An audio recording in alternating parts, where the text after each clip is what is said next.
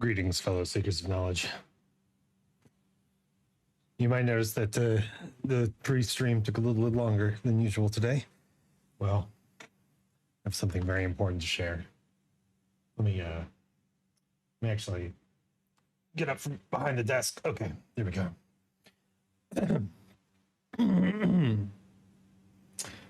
Just now, I dropped my nuts. It's super sad. Do I have a sad music station? It's super sad, so let's play some sad music. I have zero sad music. Wait, why? Jazz.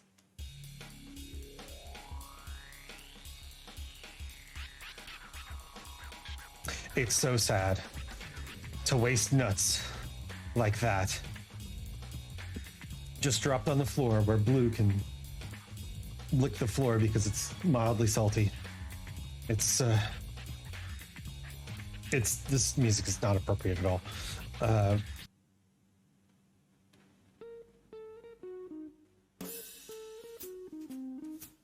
This song is called Naughty Girl.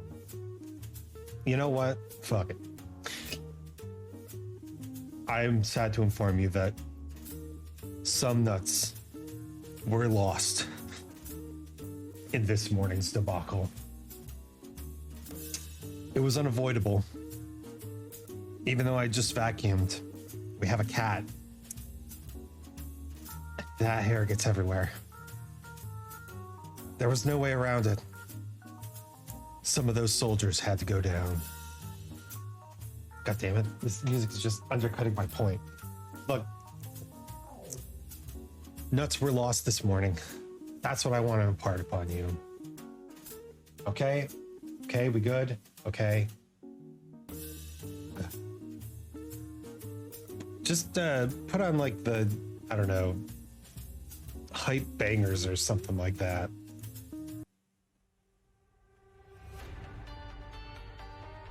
Sure. So today we are making more art, and specifically we are using a program called Northalon. Look at this bad boy. This is one of those what they call free and open source software. Absolutely brilliant. Amazing. Something is happening here. Something amazing is happening here for sure. And it's free. It's open source.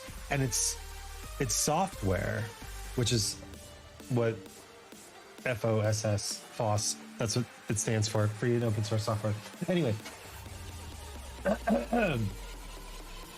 today we're going to try to do something very special.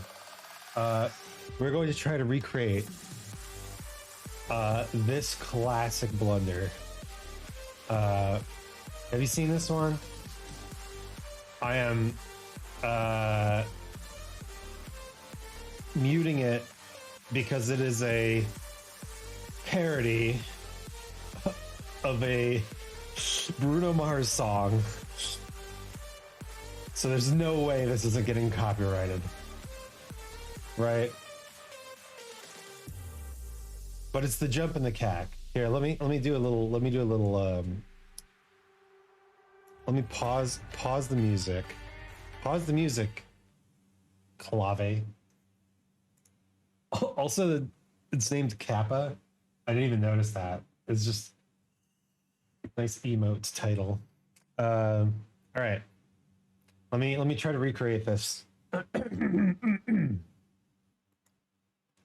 Boom, boom, boom, I got a gun, no girls gotta die. Baka, baka, baka, baka, wake up with no I can't, baby beans, you and your peanuts and peanuts. Jump in the Caac. Yeah. That's my rendition. We're gonna try to do that. We're gonna try to do that in Neutron. We're gonna try to do that in this here program, and we'll probably fail, but Yeah, I'm actually gonna listen to this. Hopefully there's not music behind it.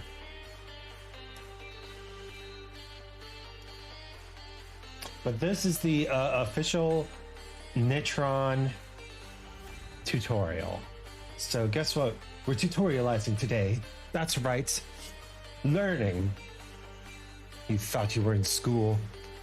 No longer. But you are in school longer. In this video, I want to quickly show and demonstrate the environment, the interface of Natron. When you first open up Natron, this is what you're presented with. Okay. You have a viewer window here. You have your node graph down here. You have settings over here that you can change. What? Graph? Nodes? Wait, viewer, node graph, settings. Got it. By default, our project settings come up. We can change the output format of our project. Right now we're on 1080p. You can change the frames per second. 1080p? Who do they think I am? Some kind of filmmaker? Michael Bay blowing the speakers out? No, we go 720, baby. 720 frame range. Lock that shit at 30. Default is 24. You can scroll up. You can also just double click and type in to change if you want to do like 30 FPS frames per second. We have GPU rendering enabled. Yeah, man. Okay, well it's at 24. Okay. I know you can't see it behind the video, but we roll it. Which is cool. So by default, the settings are pretty much what I think you're going to want to have. You have a timeline in the middle here that shows your frames. So our wait a minute. We should probably keep this. If he says I want to have this at 1080, let's keep it at 1080. I'm a dumb motherfucker. I have no idea what's going on, so let's just do exactly what he says, and hopefully by the end of it, we'll be able to jump in the Caac. Yeah. Project says our first frame is frame 1, our last frame is 250. So our timeline shows frame 1 over here on the left-hand side, and frame 250 on the right-hand. And we can click and go to... That's like 10 seconds, right? 24 frames per second. It's like 10 and a half seconds. Any one frame between 1 and 250, that triangle shows where we're at on the timeline. If you want to see how that works, I'll just quickly generate like a checkerboard node. And I'm going to drag like this. Holy shit. Okay, calm down, buddy. All right. Wrong with it.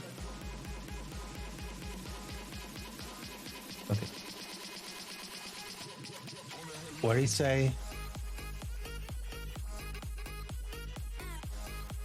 Generate?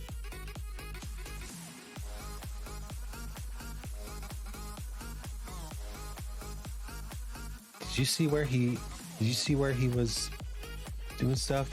Checkerboard. Generate a checkerboard node. Oh. Bottom line here over to the viewer so we can see what this checkerboard looks like. And now we can play, and we'll just see frame by frame. It's playing 30 frames per second until it gets all the way to 250. I can hit stop. I can go back in time and play that portion again, but nothing's happening because it's just a checkerboard. It's just a checkerboard. Settings for this Okay, and it looks like in the update or whatever. I mean, listen, these things get updated all the time. Free and open source software. So tutorials are hard. Tutorials are hard to make. I don't know if you knew that. Whoa. Okay, that's what the space bar does. Where's the play button? Here it is. Look at that. Oh yeah, 24 frames per second of pure checkerboard action. That's all I ever wanted. checkerboard now appear over here. We can see. Okay, wait. The music is banging right now, right? Oh no, the music's fine. We have new options. So before, if I just delete this checkerboard, we have the project settings of just our project. But if we have a checkerboard created in here, we have more settings. So now we can. Wow. You know what? I'm just gonna move this like here. Ooh, look at that. Cool. Can we add a text? Yeah, let's just add existing. Yeah, that text. Got it. Tutorial.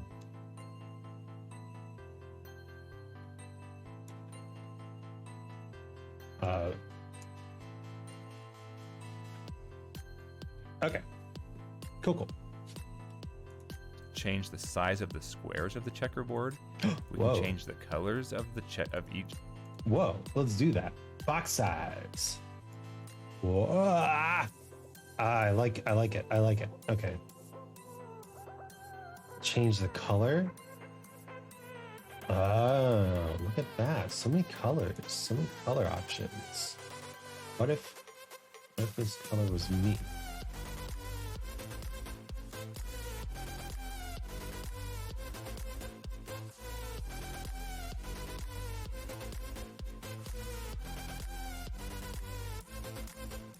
What if? Oh, look at how cool that looks. Oh yeah, checkerboard. Does this give you ideas? It's giving me major vibes. Oh my god, it's so bright. A little darker green, please. We don't want to murder people. Murdering people with art. Yeah. It's a little hypnotic to look at, isn't it? And can we just set the center lines to white? To white. Thank you. Center line color. Oh, we can make them very small. Okay, cool. Look at this. Look at this cool. Oh my goodness.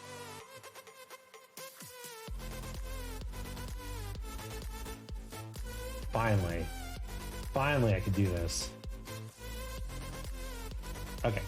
Cool. Back to the tutorial. Square of the checkerboard. This 5-minute tutorial is already taking 10 minutes. Oh yeah, We're not even halfway done. different settings that we have to control this checkerboard here. And then we see down here is the node graph. And if you've never done anything with nodes or node if graph kind of daunting to you, don't worry. We're going to go through and you're going to get lots of experience. You're going to get very comfortable. It is a very powerful way to do editing. And this Natron is a node-based editor, so you have to learn this node graph. We're a node-based editor now. So right now we have like this one attached from the checkerboard to the viewer. This is called like a pipe. It's just like a line that connects to it. So we have this two. We could also connect in here to the checkerboard. Ooh. So it just shows like whatever Forwards and node we backwards have compatibility. here. When it's connected to the viewer, whatever's connected to the viewer will display up here. We can scroll and zoom in and out to see. We can drag around, pan around. Okay, hold on. What the heck is he doing? Scroll. Oh, okay. Alt is drag around. Do you like this square? It's the only square available. That's all we get. We're at 102,400% zoom. And apparently they couldn't go any further. Travesty. What's the smallest zoom? 1%? That makes sense. Oh yeah. 26% zoom. Also, this music is just banging. Holy shit. And look in the viewer here. What's in the viewer here? In the checkerboard, or what the node that we have, can be tied there. To break it, we just click and drag, and we can break. Oh. Okay, so we have a node here. We can break it. Bam. Okay, got it. We can connect a node by just dragging from the node to the viewer. We can also drag from the viewer to the node. You said that before. And we can add multiple Good nodes tutorial. in line. Repeating stuff is important. We want to do like a color correct node. What? And now it just appears in line here because we... Okay. Let's find the color correct node. Wait, no, that's wrong. Undo that shit. Where's the color correct node? Oh my god, okay, here it is. Color correct. Uh-huh. We have the checkerboard already selected, but if it didn't appear in line, we can just automatically draw these. Oh shoot, okay. I did something wrong here. It connected already. Yeah, see. We're gonna select the checkerboard and then color correct it. There we go. Okay, so if you select the viewer while you load in a node, it'll just disappear. Everything will be gone. The viewer will go away. You know, connect these nodes together. Uh-huh. With this color corrector, we can change like the saturation of the colors. We have really more red or less red. We can change like the contrast. There's not a whole lot we can do with just a checkerboard, but so we see we have the checkerboard getting piped in or linked to the color corrector. And the color corrector is going to the viewer. I love the terminology. This is a quick example of how this is working. We have more options up here under the viewer too, so we can see like what we're viewing. Okay, quick. Let's mess around with the color corrector. Saturation. Wow. Oh. Let's make this baby pop. Contrast. Gamma. Holy smokes. Gain. My eyes are burning. Wow. Offset. Oh, that's interesting. Shadows, midtones, highlights. Okay, we've got a lot going on here. Ranges. Ooh, look at this. This is cool. What is this? I don't understand. Is this one of those visual things for people who are good at visual arts? Shadows, baby, shadows. Shadows enable. Saturate them shadows. Oh no. Desaturate the shadows. Highlights. Saturate the highlights. Honestly, this is just looking like crap now, and I don't understand anything about it. No midtones, none whatsoever. We don't do anything by mid around here. We don't want to be mid at all. Zero mid. Zero midtones. Only pure bright or pure dark. Okay. Okay. Go back a second. To the viewer. That's just a quick example of how this is working. We have more options up here under the viewer too. So we can see like what we're viewing. We can see like we can zoom in to like 25%, zoom to 100%. So we can see just sort of some options for viewing here. And we will do more with this in later tutorials. Okay. See what we're seeing. Makes sense. Hopefully you found this video informative. We're just going to dive right into the next tutorial and Let's actually dive start playing and getting you right familiar into the with next these. Oh, I should have tutorial. mentioned too. So over here on the left-hand side is how we create our nodes. So we have different types of nodes. If you hover over it, it'll tell you. This is like time nodes. We have draw nodes. We have image nodes. We have merge nodes. Filter nodes. So different types of nodes do different things. And if you click on these, it gives you a drop down. I'm just left clicking. It gives you a drop down for different types of nodes you can create. And we just create the nodes. Not all nodes play with each other like properly. There's different ways you connect different nodes for different things. we'll go over that in the next videos. And all the properties for the nodes, again, appear here in the right-hand side. So, hopefully you've enjoyed this video.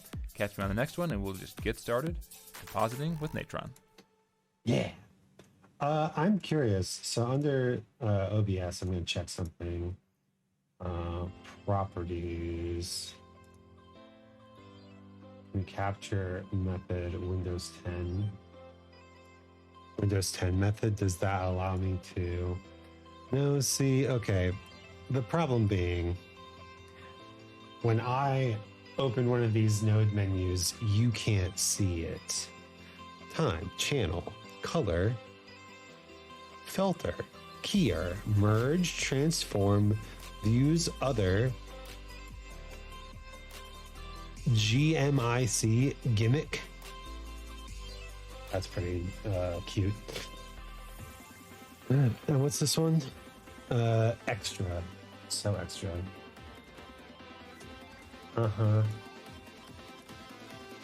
Capture cursor, client error, force, SDR. Okay. Yeah, I don't know.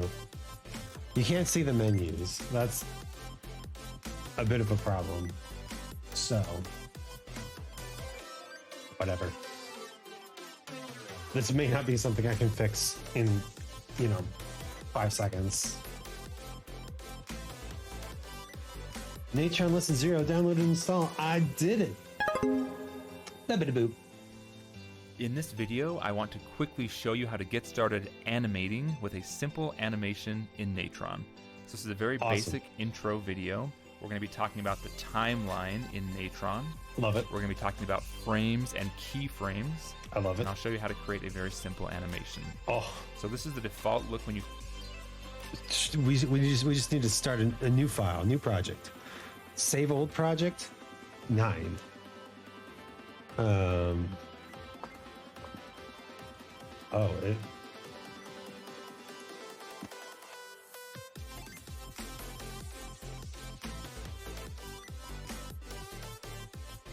It just it does not open a new window. It just opens. It does not open a new window within the thing. It does not open another viewer or another project. It just opens a whole new instance of the program. It's just a whole new Natron. Okay, well, free and open source, baby. First open up, we have the viewer here. This is a viewer node, and then this viewpoint we're seeing is up here, this big black box. So we're seeing this box is 1920 pixels wide by 1080 pixels tall. Okay, we know that because that's the output format here. Yeah. And it also says so right down here. See, this guy does tutorials really well. We want to put an object in here that we can animate. So we'll go ahead and click on the draw nodes by left clicking on this pencil node up here, or node options, and click on rectangle. This will create a node for us. Oops, that's a rectangle node. And you see it's not connected to our viewer yet. It may have automatically connected for you, but it may not have. If it didn't, we can just click this one and drag it over to the rectangle.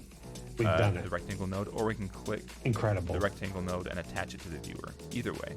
So as long as this is attached to the viewer, then we'll see this white square appear in our view window. Doesn't matter where these nodes are down here on the node graph. It's just for you to logically understand which nodes are connected to each other. And we'll go more about that, more over that in future videos. Ooh, we can move it around. If we click in the center of this center dot, we can move, and we see this thing we drew is actually a giant rectangle. We can click one of the corners and resize it and bring it into the view field here. We can resize it any way we want to. Good. So go ahead and just maybe make it like a small kind of box rectangle and set it in the middle of the screen. Sure. We see over here on the right hand side, the rectangle 1 is corresponding with this node rectangle 1, and it's all the settings for this node. So if we look here at bottom left X and Y, when we move it around, it changes the numbers. So the bottom left X is the pixels.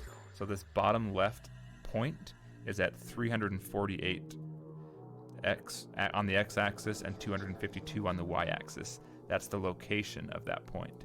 And so as we move the box around, it changes. So the reference point for these numbers is the bottom left corner of the rectangle. We also see size. W and H is width and height. So if we change the width and height, it'll change those numbers here. Okay, so let's say we want to animate this.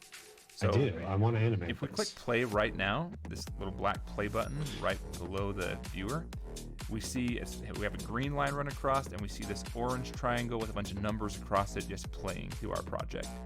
Almost to the end of the project. When it gets to the end, it's just going to restart and keep playing until we hit this red button and stop it. So we happen to stop it on 83, which is frame 83 of our project.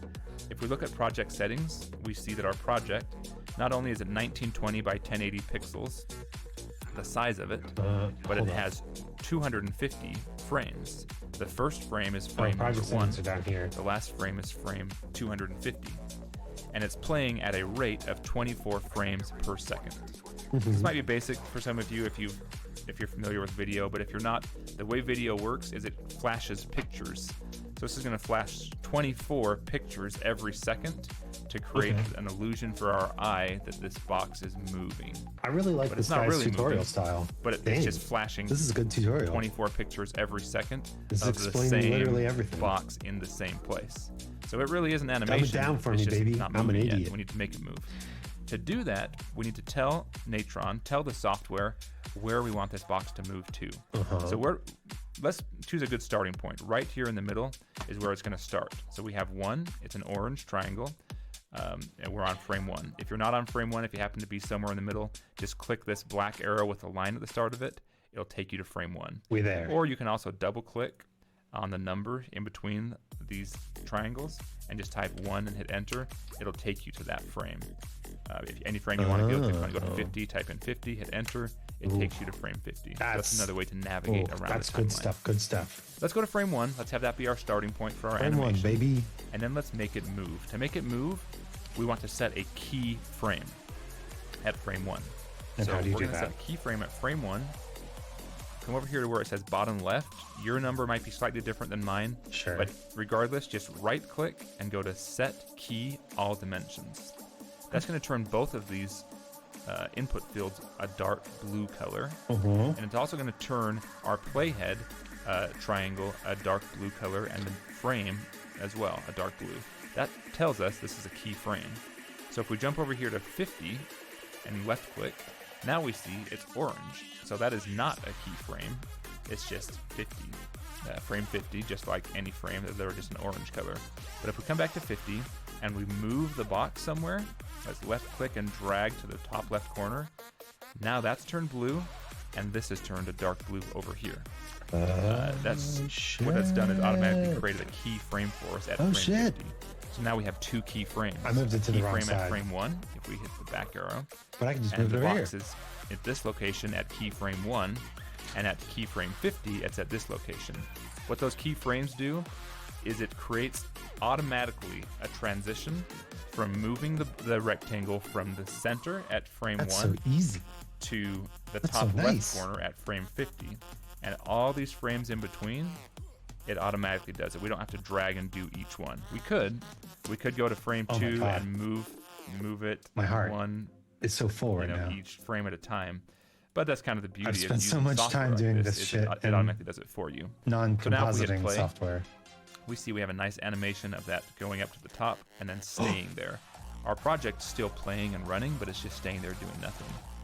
So let's say we want it to go Again. somewhere else after that. Maybe we can click on frame 100, or we can type in 100 and hit enter here, 100. and then we can move it. So let's say when it gets Wait. to Pause. 50, it's going to stay Pause. there. Let's have it stay there for a little while, and then let's have it move over here to the right, the top right-hand corner. Wait, is that what it's going to do? No. I think what it's going to do actually is move from that corner at frame 50. Oh yeah, I was gonna say, how do you keep it? How do you keep it here in by one frame spot? 100, but let's see if I'm right. Okay, let's go back to the start of the project and play and see. So we hit play, moves to the top left, then it moves to the top right, and then it just stops and stays there. Cool. Wow. Well, maybe let's keep going. Let's go to frame 150, or just so that we're not keeping up with the pattern, let's go to frame 134. And at frame 134, we want it to move. 134. So from the last keyframe we had, which is frame 100, we want it to move to the bottom left-hand corner here. So that's going to move a little bit faster because it only has 34 frames to move there, whereas this one had 50 frames to move across the top. Yeah, yeah, so yeah. let's see how that Makes looks sense. like. So again, we're playing all these frames. There it goes. Great. And you can do yours however you want. If you're struggling, Just if it's watch not the working box for you, move. Just make watch sure it you move. set that keyframe to start with. You have to do this set keyframe all dimensions. And look, now we're on 162, and you see it's a lighter blue color here. That tells us that we're not on a keyframe, but if we were to move this square, it would change, this square rectangle, it would change to a deep dark blue color. Like it was on 134, we see the color changes here to a deep blue. Frame 100, it changes to a deep blue. But if we're on frame 79, it's a light blue. I think I figured out how to make it stay in one spot. Not on a keyframe. But if we change these numbers at all, look at that! Look at that! Did let it. us change the numbers and create a keyframe. So for example, if we did that, if we want to come into 75 halfway through this 50 and 100 and drag it down to the bottom, well, now it's going to do both these things. It's going to move it from left to right, from frame 50 to frame 100, while at the same time moving it from top down to bottom. So let's see what that looks like. So it's going to go up here. It's going to create a little U shape. Whoa. And then it's going to go down. So it will. I just want to watch that part again. I wasn't paying attention. See, the color changes here to a deep blue. Okay. Frame 100, it changes to a deep blue. But if we're on frame 79, it's a light blue. That indicates to us that we are not on a keyframe. But if we change these numbers at all, it will let us change the numbers and create a keyframe. So for example, if we did that, if we want to come into 75 halfway through this 50 and 100 and drag it down to the bottom, well, now it's going to do both these things. It's going to move it from left to right, from frame 50 to frame 100, while at the same time moving it from top down to bottom. So let's just see what that looks like. So it's going to go up here. It's going to create a little U shape. Whoa. Look, we got a little dancing square. And it's going to go down. Beautiful. Perfect. So First try. I don't want to get too deep into it. Go ahead and play with that, and we're going to do a lot more animation on the next videos. We're going to show you how to export this into a video project or a series of pictures, whatever you want to do. But just play with that a little bit. You can play with the color settings too, just so you know. Well, I'm not going to go any more deeper into it. There's a lot more settings you can do with the animation. You can combine different animations. We're going to stop the video here and let you kind of play around with that. If you struggled or if it didn't work out for you, go back and watch this video and follow exactly, Okay, I'm gonna let the square dance. I'm gonna listen to this again.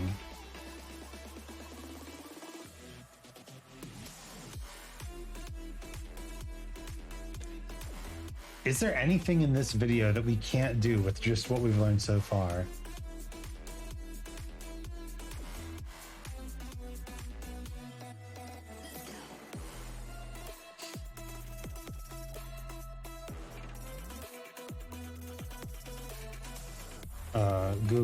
Google me. Up in the Caac. Know your meme?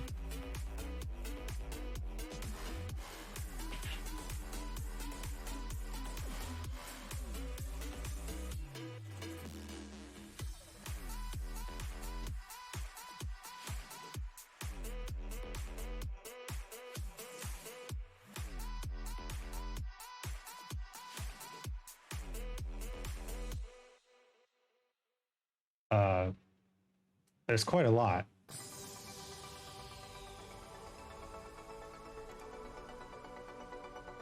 I think this is our lyrics. Yeah, that's fine. Go away. Let's download this image. Yes, a high quality PNG. Perfect for my devices.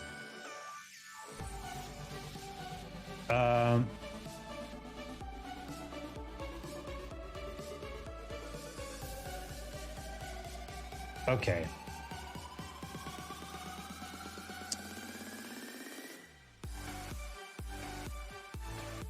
There's a few things I still don't understand.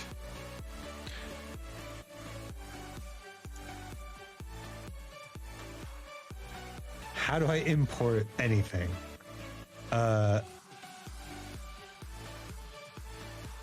Read. Oh, I'm glad you can't see this window.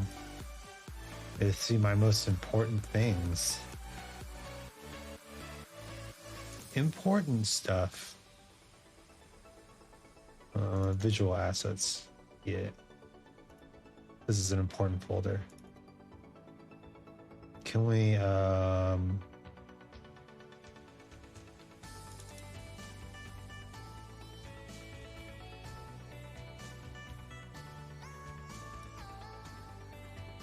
open.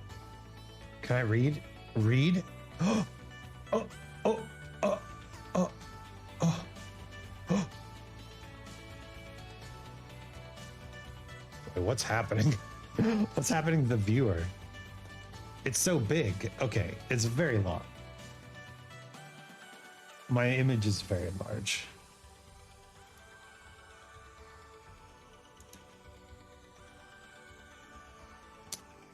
Read one. Got it. But what if I did...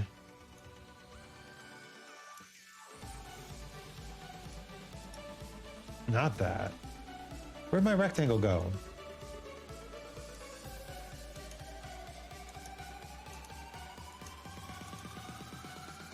Can we edit? Remove node. Oh, sick. Okay. No longer keyframing all over the place. Good, good, good, good. So where's my view window? This is now my question. Controls, yes. File, first frame, yeah, there's no frames here. Frame rate, file to node. Info. Okay. All right, we got too far ahead of ourselves. Remove node. Okay. Just new project. Don't even sweat. Don't even sweat. Delete.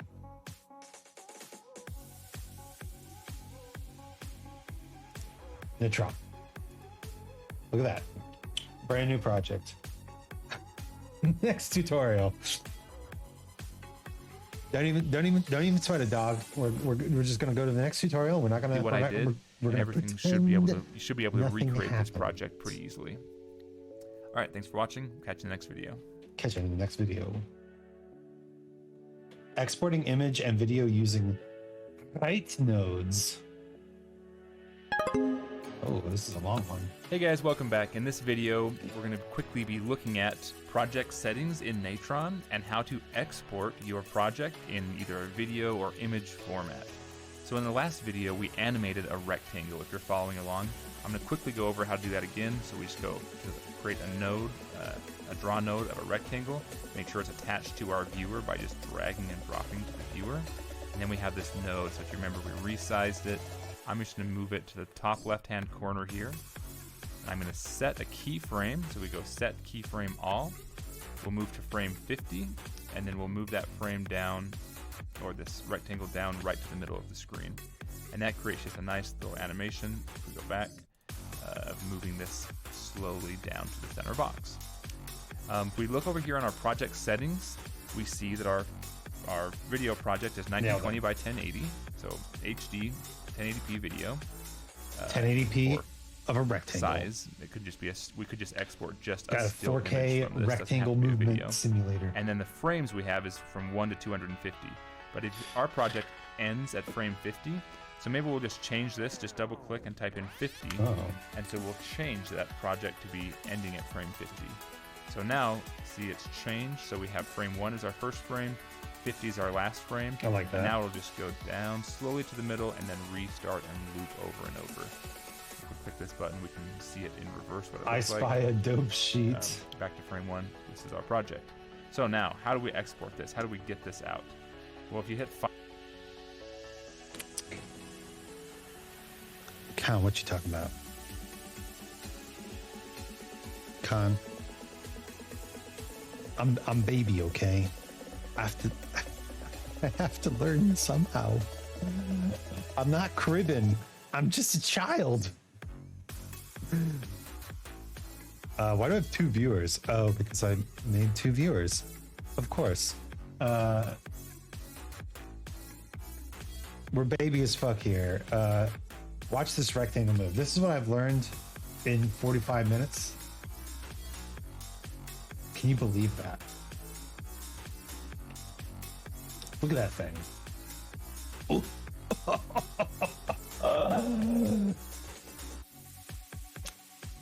file like save project, it's my mood. it's just going to save the project file, which isn't a bad thing to do. My cat throws just up. do that. So it's going to save on my desktop by default. Don't tell Blue I said the file that. type is NTP. It's a Natron project file. You can call it whatever. It could just be we could just if we look over here on our project settings, I totally lost where I was. we see that our video project is 1920 by 1080, so HD rectangles. video. We love that. Size. It could just be we could just export just a still image from this. Doesn't have to be a video. And then the frames we have is from 1 to 250. Our project ends at frame 50. So maybe we'll just change this. Just double click and type in 50, and so we'll change that project to be ending at frame 50. So now see it's changed. So we have frame 1 is our first frame, 50 is our last frame, and now it'll just go down slowly to the middle and then restart and loop over and over. Descend. So click this button. Descend. We can see it in reverse what it looks like. Wait. You can reverse it. This is our project. So now, how do we export this? How do we get this out? Well, if you hit File, like Save Project, it's just going to save the project file, which isn't a bad thing to do. In fact, let's just do that. So it's going to save on my desktop by default. The file type is NTP. It's a Natron project file. So you can call it whatever. I'll call it My Video. Hit Enter. So now I've saved that on my desktop. It's right here. My Video. It's a Natron project file. And if we open it up, it's going to have all the information for this Natron project. What nodes we're using, what settings we're using with that node. But what it's not going to let us do is like email this to someone and be like, hey, check out this cool animation I made, unless they want to import it into Natron and watch it on their viewer. Oops, sorry. Then that's not going to work. Dude's getting deep into OBS over here. Why is it not letting me save? Hold up. Or did it save?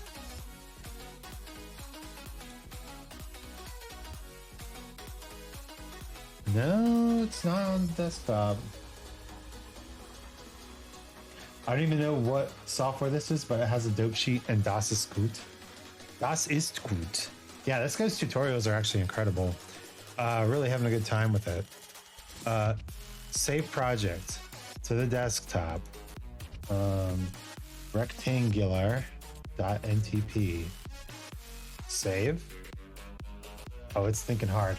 Ooh, and that's a crash. Well, that's what happens when you use free and open source software.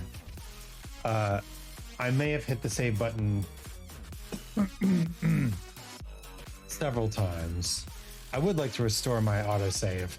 Ah, look at that. It saves automatically. Crash hype. We found, don't click the save button 40 times. We found a new bug. Okay, I'm just gonna hit the save button once. See what happens. Anyway, this program is called Natron or Natron. Sipping that Natron, baby. It is a compositing software, which means it basically takes the place of Adobe After Effects.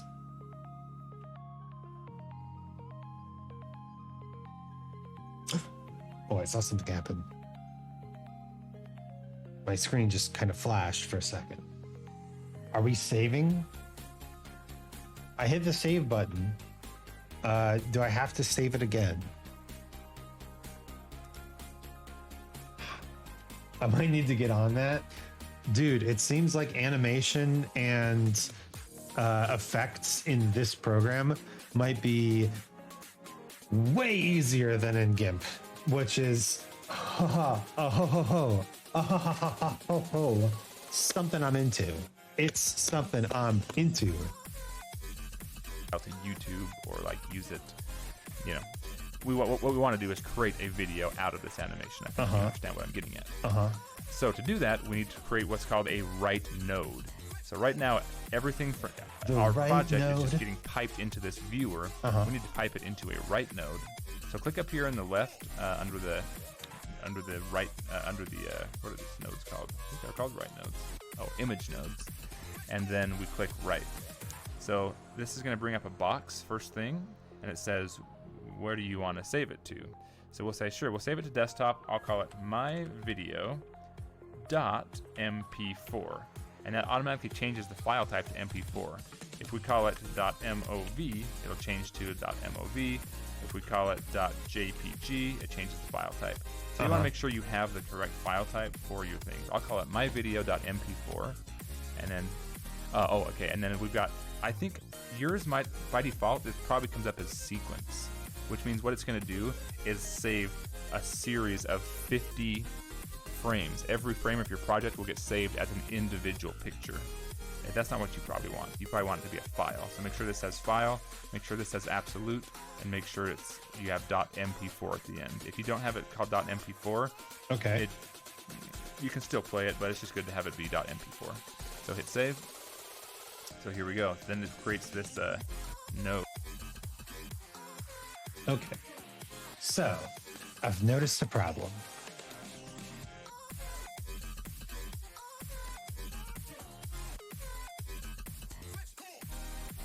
We are auto-saving,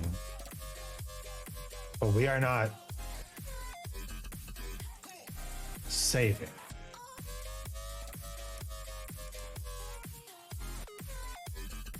Okay, time to go to the internet for some more knowledge. Natron not saving.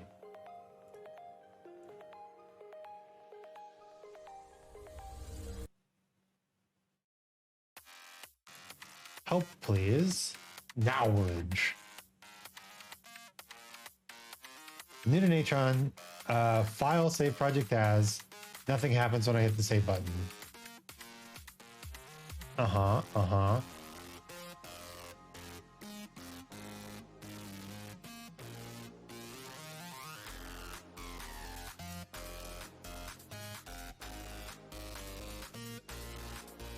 You have added the file name in the filter selection. Wait, no, I haven't. Oh, in the filter selection.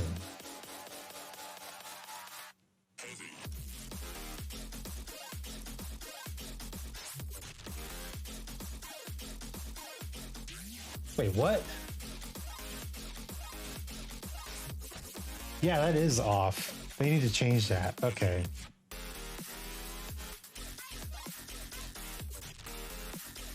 That did it. Okay. All right. Well, the video is going to be saved now. I can probably save the project as now too. Yeah.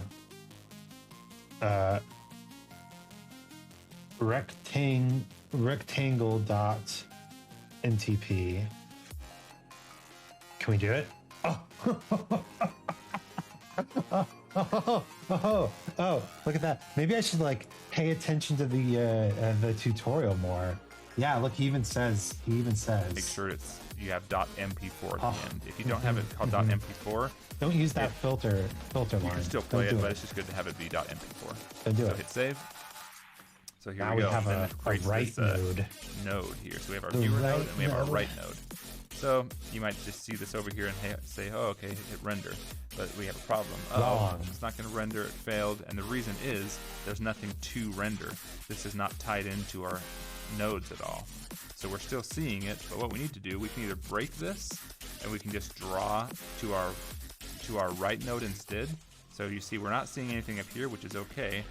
but instead of displaying to our viewer, we are displaying to the right node.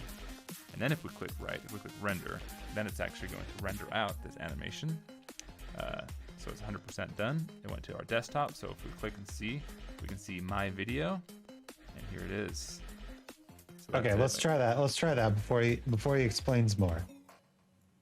Take this bad boy. You go over here. Take this bad boy right into the source and hit the render button. Oh, baby. Finished. I just made an MP4. It's on the desktop. It's called My Video. We're opening up this bad boy. I'm just gonna pop this open. Look at the majesty of that. My video.mp4. The power, the unlimited power. Oh, if you can't see the potential yet, baby. Oh, this is big stuff. This is good. This is gold in California. This is Marilyn Monroe in Hollywood. This is the big stuff. This is cocaine in San Francisco. Look at the translation.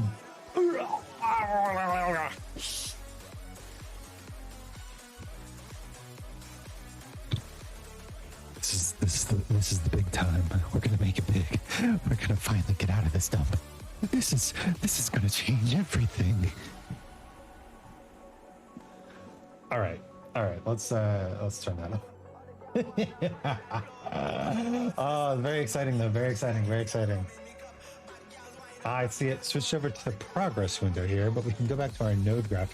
Curve editor, dope sheet. It does have a dope sheet. What is the dope sheet? I don't know. We haven't learned yet. The music is appropriately exciting. Loop it over and over again. Watch full screen.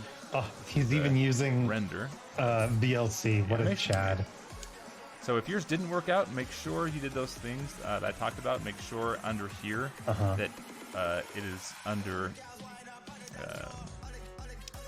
that it's a file and not a sequence of images. You can also say this. So like, let's go over some of the options you have under the properties of this right node.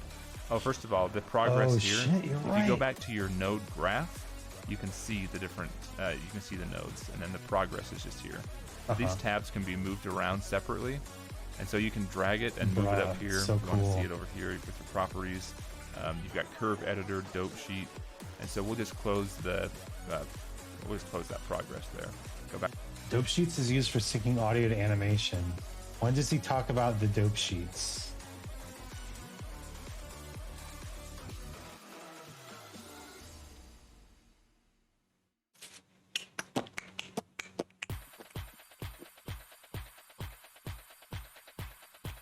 He doesn't talk about the dope sheets very much. I'm interested in the dope sheets. Back to the node graph. Some of the other settings that we have. So let's say instead of doing the project frame range, it's rendering all of them. Let's say we only want to do a certain amount. So we can change this to manual, and we can say start at frame 10 and only go till frame 44. That's and sick. just render those frames. That's sick. So now if we hit render, we'll do it. That should bring up our progress tab again. And now that's done rendering. So now if we go into this video, it's just going to be shorter.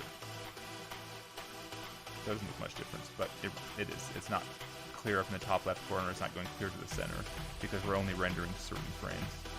If we go back into here, under our project settings, actually, so I'm going to come back and unlink it from the right by just like dragging and like clicking that line off to nowhere. All right. And then I'm going to click here onto the viewer. And so we see this. We're going to go back to frame 1.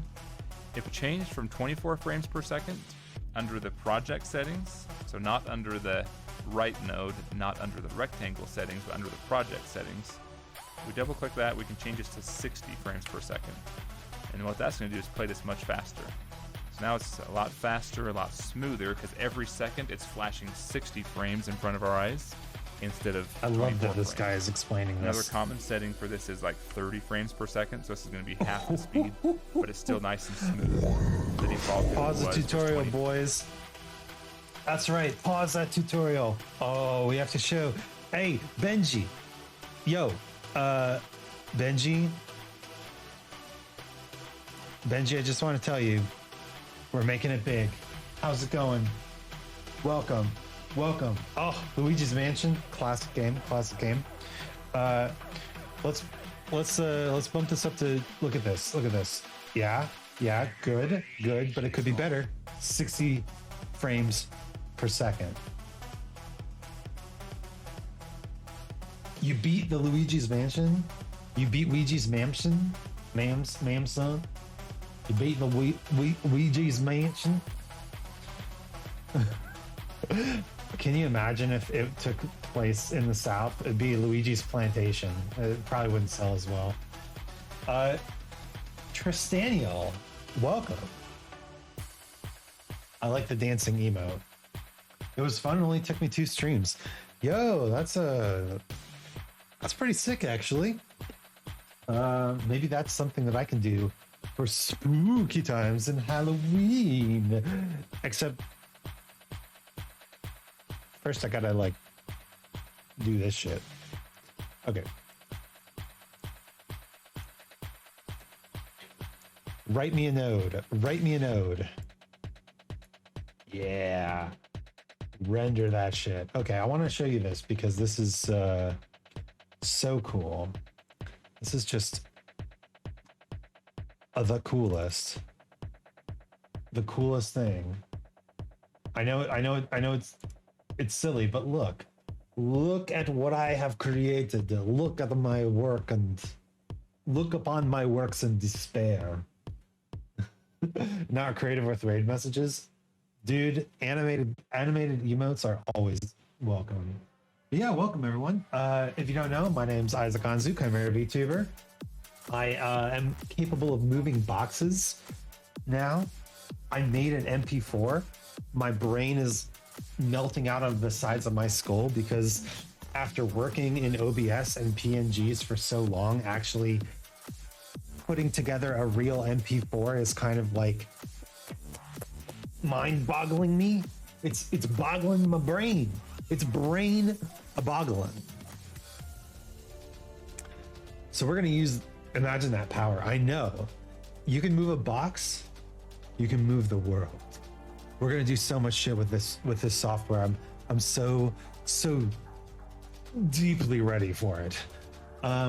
But yes, welcome. I'm a Chimera VTuber. I occasionally do art and music and play video games. And my favorite thing to do is learn, which is what we're doing today. Found a sick tutorial about this program. You tried using DaVinci. So DaVinci is a video editor, and this is a video compositor. So I'm just gonna turn this off here. Essentially, instead of cutting together video, you are setting sources like this rectangle, and you are setting keyframes so you can move and manipulate and apply effects to the sources throughout the thing. So it's similar to Adobe After Effects. It is the process after you would use DaVinci, which actually I use Shotcut for my film editing, which is also free and open source software, and it's pretty good. Not my favorite, but it's being updated like every other day, so how can I complain? I like free and open source software. FOSS, F-O-S-S. It's the future. Anyway, no one man should have all that power. Tupac 2023. That's I remember when he said that, they shut the media down. Also, the music is like jamming to the cube moving. Go Burr. So, Benji, thank you so much for the raid. Luigi's Mansion, great suggestion. Might have to try that one out myself. I've never played it before, so it'll be new to me. I have time. If I have time to do anything this this insane month. This month is going to be insane. Trash streamer era is happening. But yeah, if you need to go eat, sleep, drink water, not Patron or Netron water. The ending is a little frustrating. Oh, really? I don't know anything about it. Truly. I'm lurking now. Cool. Well, thank you for bringing your friends over, and I'm gonna keep learning about the Tron. Spin on the Tron. 85% is good. I take an 85%. You know, that's like a 9 out of 10 for IGN, right? We take that. Okay, let's go back to learning about Neutron. That's what we've been rendering it out at. So if we change, let's just change this to 60 though, and let's render this. So we'll change it back to project frame range, and we'll click render. Oh, failed. So how come it failed? Well, let's go back to our node graph and take a look. We were trying to render, but there was nothing connected to our right node. We're just on the viewer, which is great. We can view and see what's happening. What you can actually do, you can actually have both of these connected at the same time. Oh.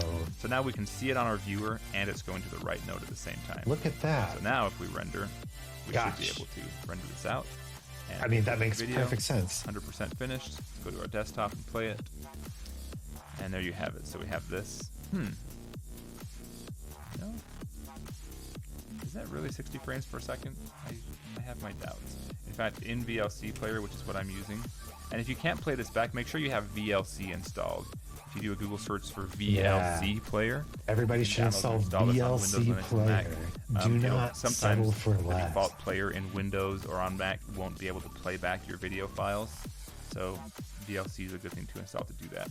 But in VLC, there's an option under Tools. Go to Media Information. Tells you the information about this. So this is 24 FPS. Well, what the heck? What the heck? You want it to be? Where's it saving that to? I told it to be 60 frames per second. I told it to be 60 frames per second. So let's go back here and see why it didn't render out at 60 FPS. Aha! Look at this. So even though our project is under 60 frames per second, we're only writing at 24 frames per second. Oh my gosh. So you have to make sure that you check those settings. Mm-hmm. And I screwed up there. So now if we say 60 frames per second on our project, so we're writing it out. We're saying our project is a 60 FPS project, and we're writing it out at 60 frames per second. Stick. So now if we render, we'll render this out, minimize this, and watch, and now it should be smooth and fast. See how it's a lot smoother and faster than it was before? Because we're rendering it at 60 frames per second. Look at that bad boy. So just make sure you always check those settings. We have settings. Ooh. We have the 60 frames per second that we're viewing. We can view in a certain FPS, we can write in a certain FPS, and we can actually have our project be a certain FPS. And when you start importing video clips to work with, they're going to have their own frames. They might have been shot in 30 frames per second. So there's a lot of different ways you can adjust. Just make sure you understand that. And also... See, Con, I don't need your fancy Stream Elements audio clip playback. You just put your little exclamation mark commands in chat, and I will recreate them with the sound of my voice. With these nodes, if we go back to the node graph, he said, knowing exactly what Con was typing in that moment. To change I some know. of the settings Hit me with it. Come for on. a certain object. I know it. But the node that you're looking at, the options right now are just like confusing you. If you double click on the node, it'll come to the top. So if you want to see the right node, double click, and it comes up to the first thing. Otherwise, double click this one. You can. I have to lower my mic quality. How do I do that?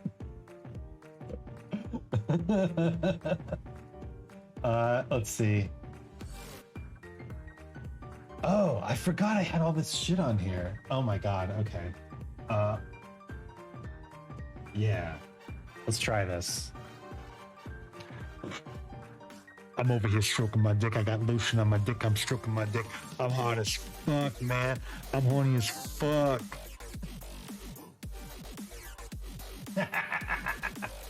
What is that? What is that?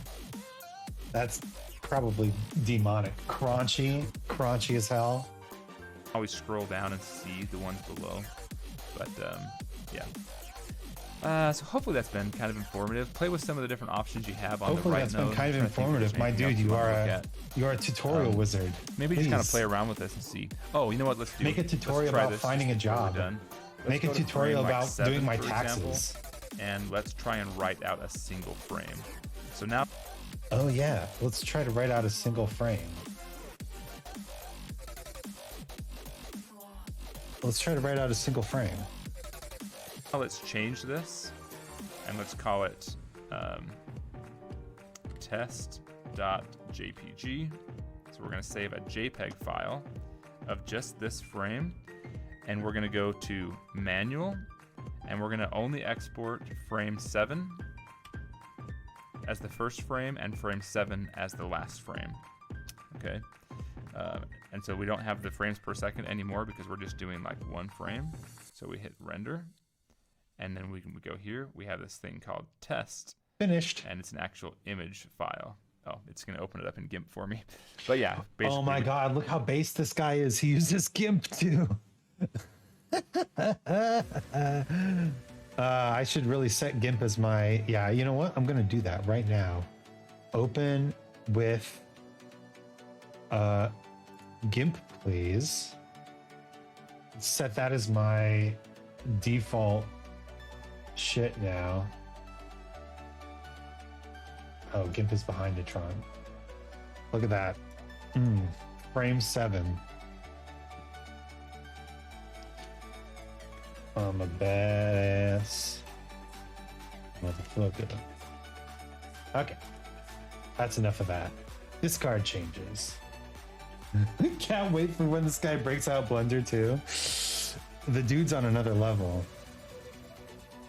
He's like, yeah, actually, I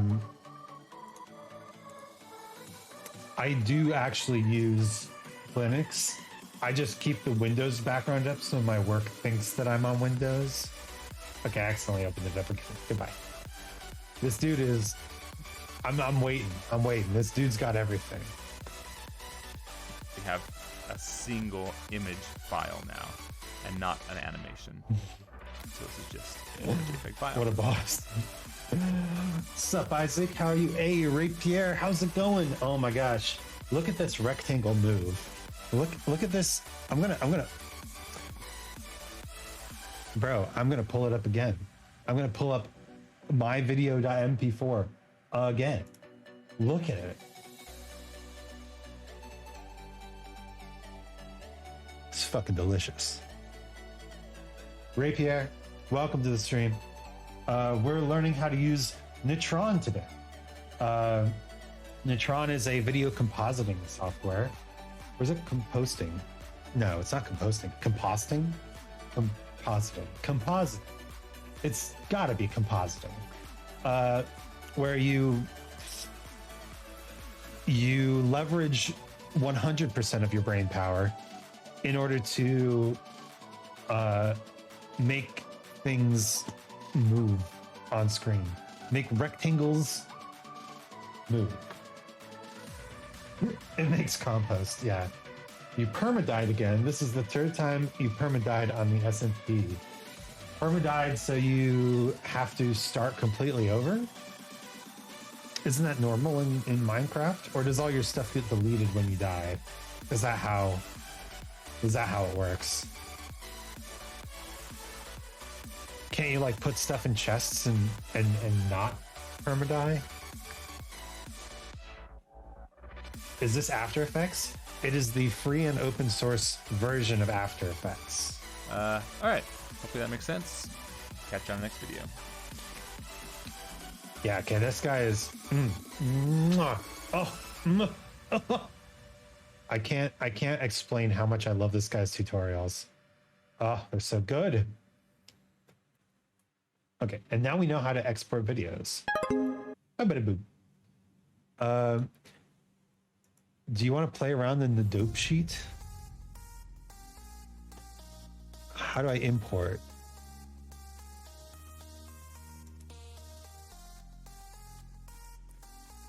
What if I read?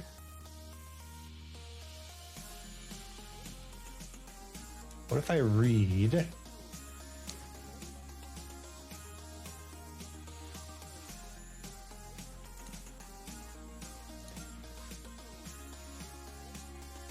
Okay. Use DaVinci Resolve for After Effects? Yeah, I mean, it's nice, but it ain't free, right? Is the dope sheet where we want to go? File. Who the freak ate my snack pack? All right. Let's use our entire brains here. Image, no. Draw, no. Time, no. Wait, maybe. No. Channel, no.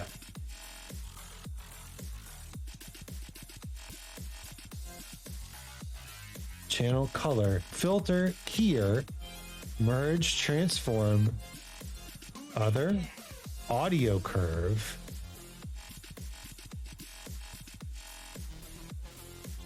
Audio curve 1 warning, file does not exist. Okay, audio file path. Open.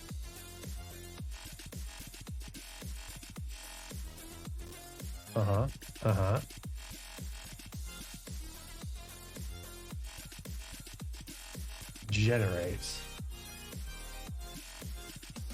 It didn't do shit. Shoot. What? Okay, remove it. Remove it. All my vids and effects are all free DaVinci.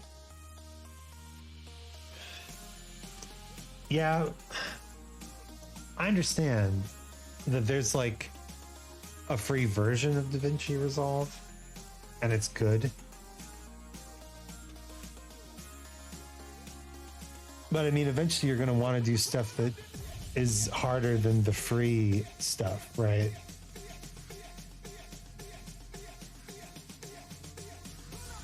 Where's my... How do I... Who did this? Who the freak ate my snack pack?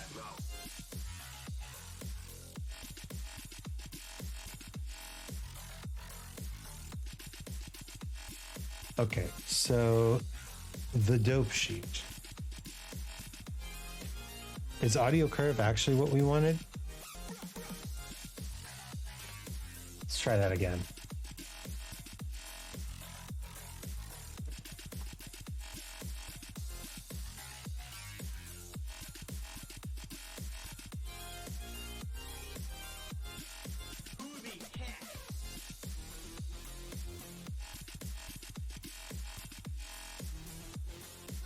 Where's my dope sheet?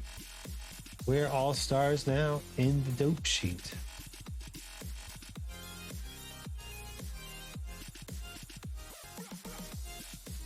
No, this isn't it. This isn't it. Generate? Oh, wait, maybe it is.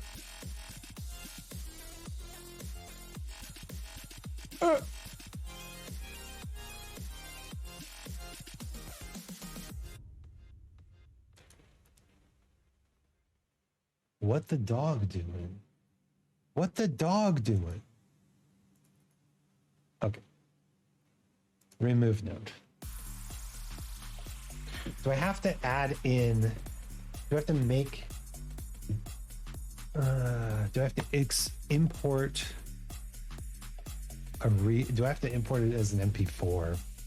Is the question on my mind? Right. Maybe we just go to the next.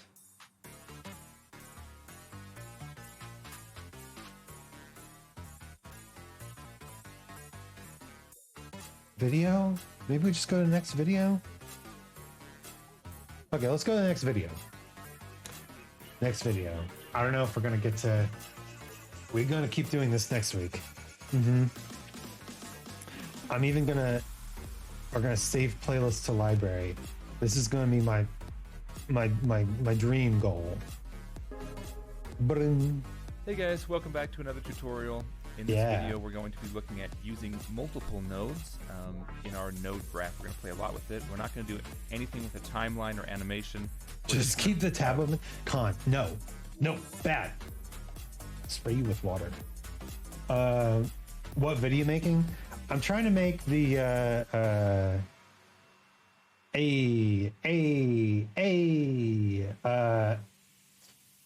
the jump in the Caac video. Trying to make the jump in the Caac video, but it's a bit too wild for me. It's only 21 seconds long though. How hard can it be? That's the goal, the dream. Vegas Pro? What's Vegas Pro? Vegas Pro. Video editing software for content creators. Wow. Free trial. Incredible. A subscription-based service. Wow. 21 seconds of animation. I know, it's like just 21 seconds. Play with nodes, and we're going to play with the color correct nodes. So first I'm going to read in a file. I'm gonna click up under. Oh, okay. Wait. This is what I want. Okay, we're not saving the changes to rectangle. That part of my life is over. I love that vid. I could do that, but making stop motion is. Ugh. That's what I'm hoping is that we can use this keyframe business instead of stop motion. I don't know what this program is capable of, but I'm going to push it to the limit. All right, new project. Here under these image nodes, and I'm going to go to read. And that brings up a dialog box, and Natron is asking, what file would you like to read in? I call this import sometimes too. We're basically importing an image.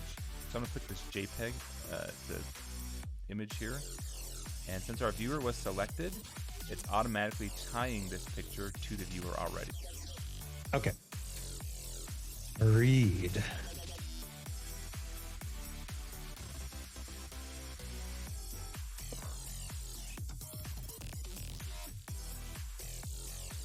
Look at that. Oh my God, you can see my shitty erasing job here. Keyframes are goated. Use keyframes too, but I don't know how to animate my 3D model though. Apparently Blender has keyframes and can do that. I don't know. Sounds complicated. But if you don't think we're not gonna get to Blender sometime on this channel, ooh boy, you got another thing coming. I'm actually, one of my friends is helping me learn Blender right now. My artist friend who is so talented. The computer that we have running our news from time to time took off and went wild. So what we're going to do is throw it over. If, however, so when the node is selected, it has a white box around it. When it's not selected, it does not. So I had it selected, which is why it automatically tied it into that view node. But if it wasn't selected, and we go to try to read in a file, it'll still read the file in, it'll place it on our graph, but it's not automatically tied, so it's just showing blank up here. So that may have happened with you. So to do that, to tie it yourself, we just left click on this pipe. I love how he just walks through every step, so no matter if he's walked through it before or not. What we're going to do next as well. So we want to make a change to this image. Okay, let's first off, project format, put me back into the big mode.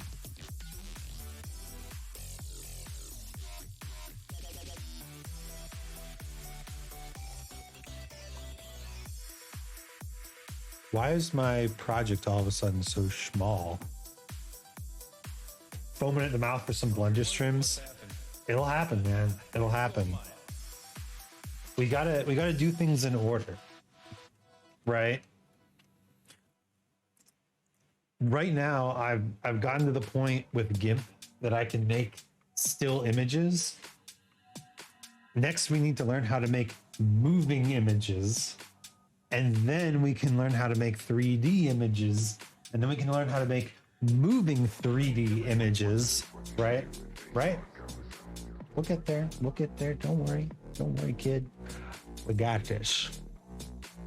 We could, right, it's just a single image, so we could take and edit it in like a separate program on our computer, but maybe we want to make a color change, especially if we're going to be animating in multiple scenes. We want to change. This is my content creator training arc. Yes. Properties yes. of this image. So I'm going to become so powerful. I'm going to make memes. That's my dream. The dream is memes. Right here. And I'm going to go to color correct. So we're adding a color correct node, and because I had a white box around this node when I added the color correct node, it automatically put. Okay. Add the color correct node. Boom. Put it in where it needs to go. So it linked the source pipe as the image. So this image is the source. We're putting it into this node called color correct. And then from there, it's going to the viewer. And we can see the properties for this color correct node over here. So we can see if we increase the gamma. You're at your veteran stage, but you have yet to get expert by mastering the stuff. See, that's how I feel. That's how I feel about music. Like I'm definitely in the veteran to master stage of music, but you have to understand that there's like a level above master. Like, you know, they say a black belt just means you've mastered the fundamentals, right? I might be a black belt in music, but now I can see how high the ranks really go, you know? So right now I'm just earning my white belt in video production, and you know, it's good to have that, right? Even if I don't end up making a lot of videos, by learning the language of the video editors and the methods that they use to create the videos, not only will I be able to understand better the content that I see, but also I will be able to communicate that better with people who I work alongside. So even if I don't make a lot of videos, if I hire a video editor, knowing this process is extremely valuable. Transcendent level, there's black belt level 2 and above. Yeah, doesn't it go like, I'm pretty sure a lot of practices go up to rank 9, and rank 9 is either the founder or like maybe the best practitioner that ever lived, something like that.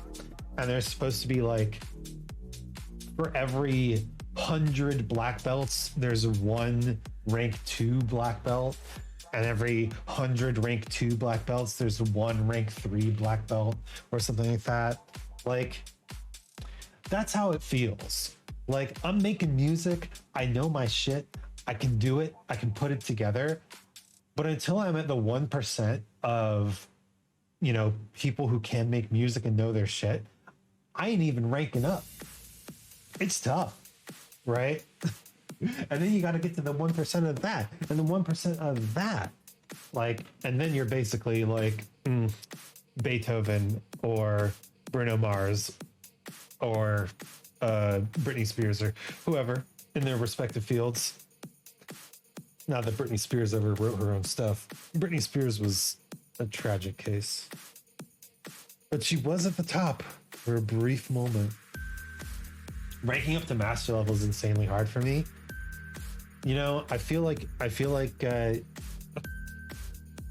same, but it happened because I focused on music for so long, just doing one thing, just focusing on music, the only thing I was working on, right?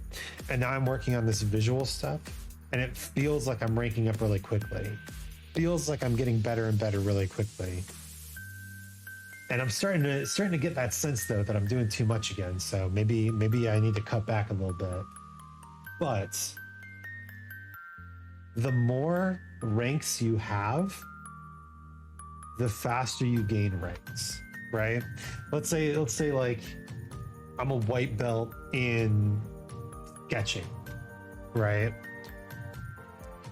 But because I've spent so much time learning and learning how to learn, I would rank up in pencil sketching faster than somebody who their first artistic endeavor was sketching. So it's good to have a wide variety of things that you're learning, but you do want to focus on them at a time, right?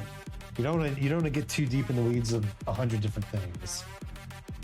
For example, All right. it changes the image. We can increase the saturation, so we can change the way that this image looks just by adjusting the settings over here. If we want to go back and see what the original looks like, we have a couple options.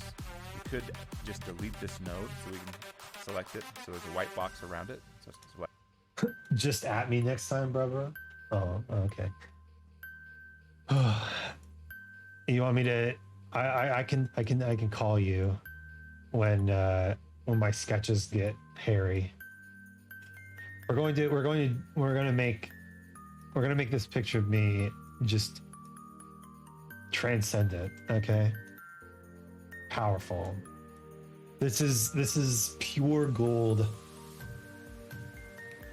Pure gold zoo. Deep fried Isaac. I don't think this is deep fried. Do we have a filters on here? Sharpen filter. Sharpen filter. Yeah.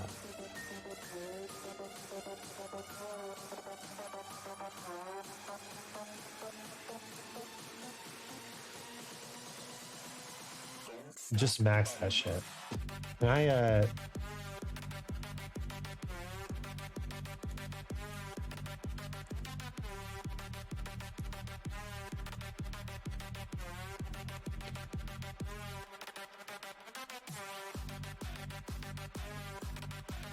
I want to sharpen first. Oh, I don't want this. Sharpen first, then color correct. Deep fried. Amount 5. Wait, that looks kind of sick actually. It's sharpen and oversaturation to make it crispy. Thank you. Okay, so we have sharpen. Let's select the right node and add, where is it? Saturation. Ooh. Oh, saturation isn't here. Oh my god! Wait, that looks kind of sick actually. What is this? What is this? More sharp, sharper, sharper.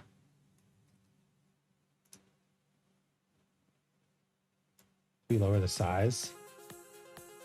Wait, that. Oh my gosh! Wait, why is this looking so good? Oh, the size needs to be smaller. Is deep frying the image equivalent of adding a base boost? Yes. That's correct. Sharp, sharper, sharpest.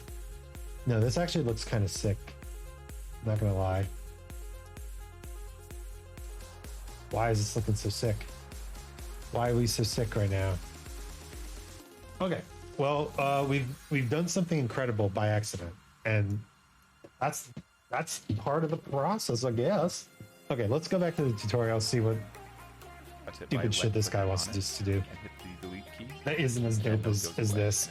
So now we see what the image looks like without any alterations. If I want to bring that node back, I can hit Control Z to undo my last edit.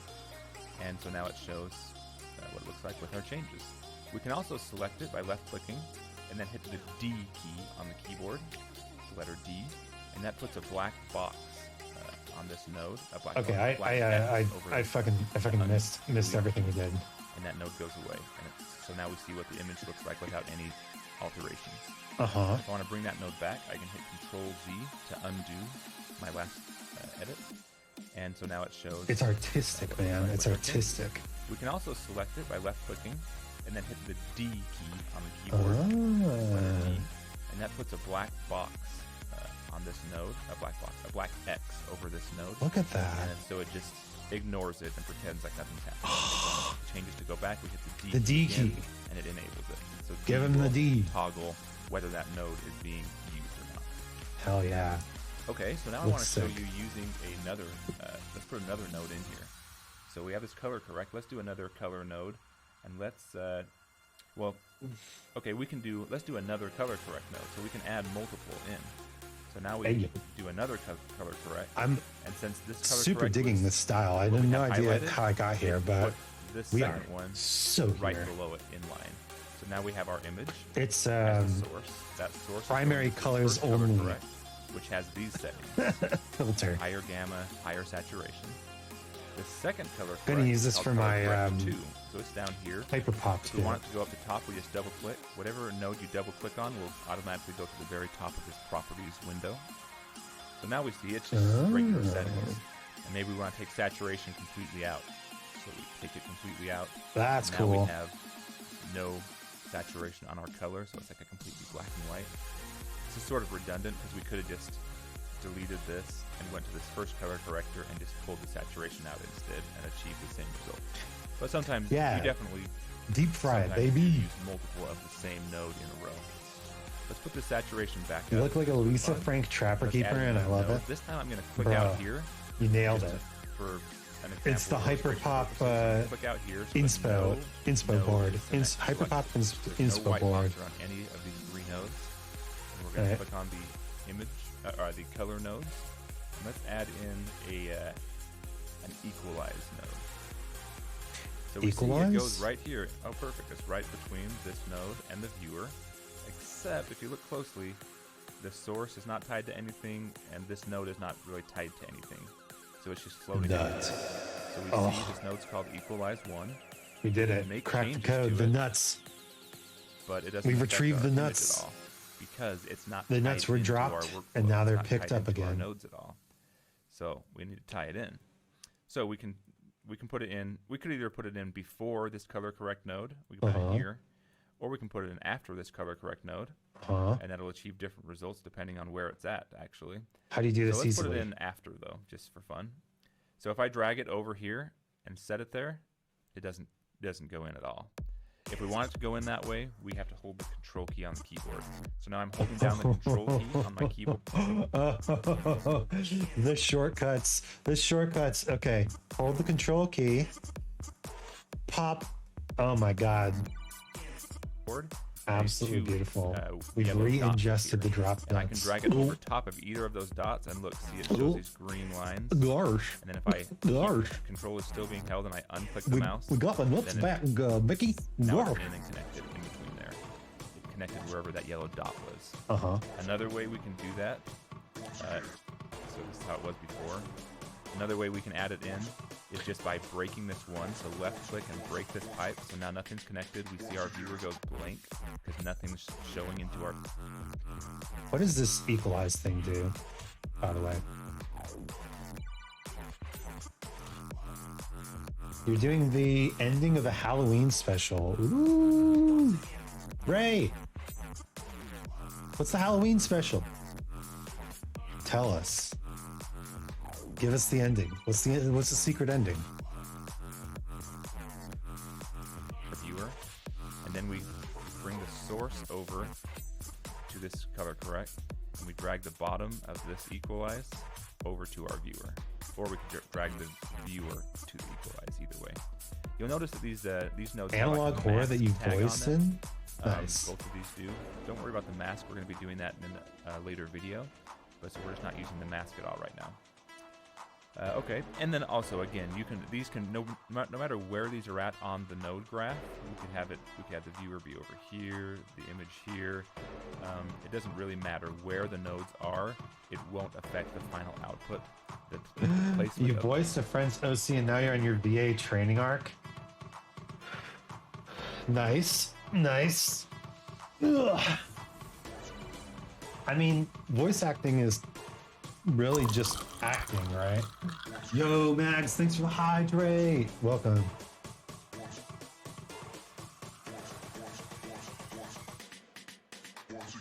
Boom, boom, boom, boom, boom, boom, boom, boom, boom, boom, boom, boom, boom. The music is bumping, right? What is this playlist called? Hype Bangers? Nailed it. They nailed it.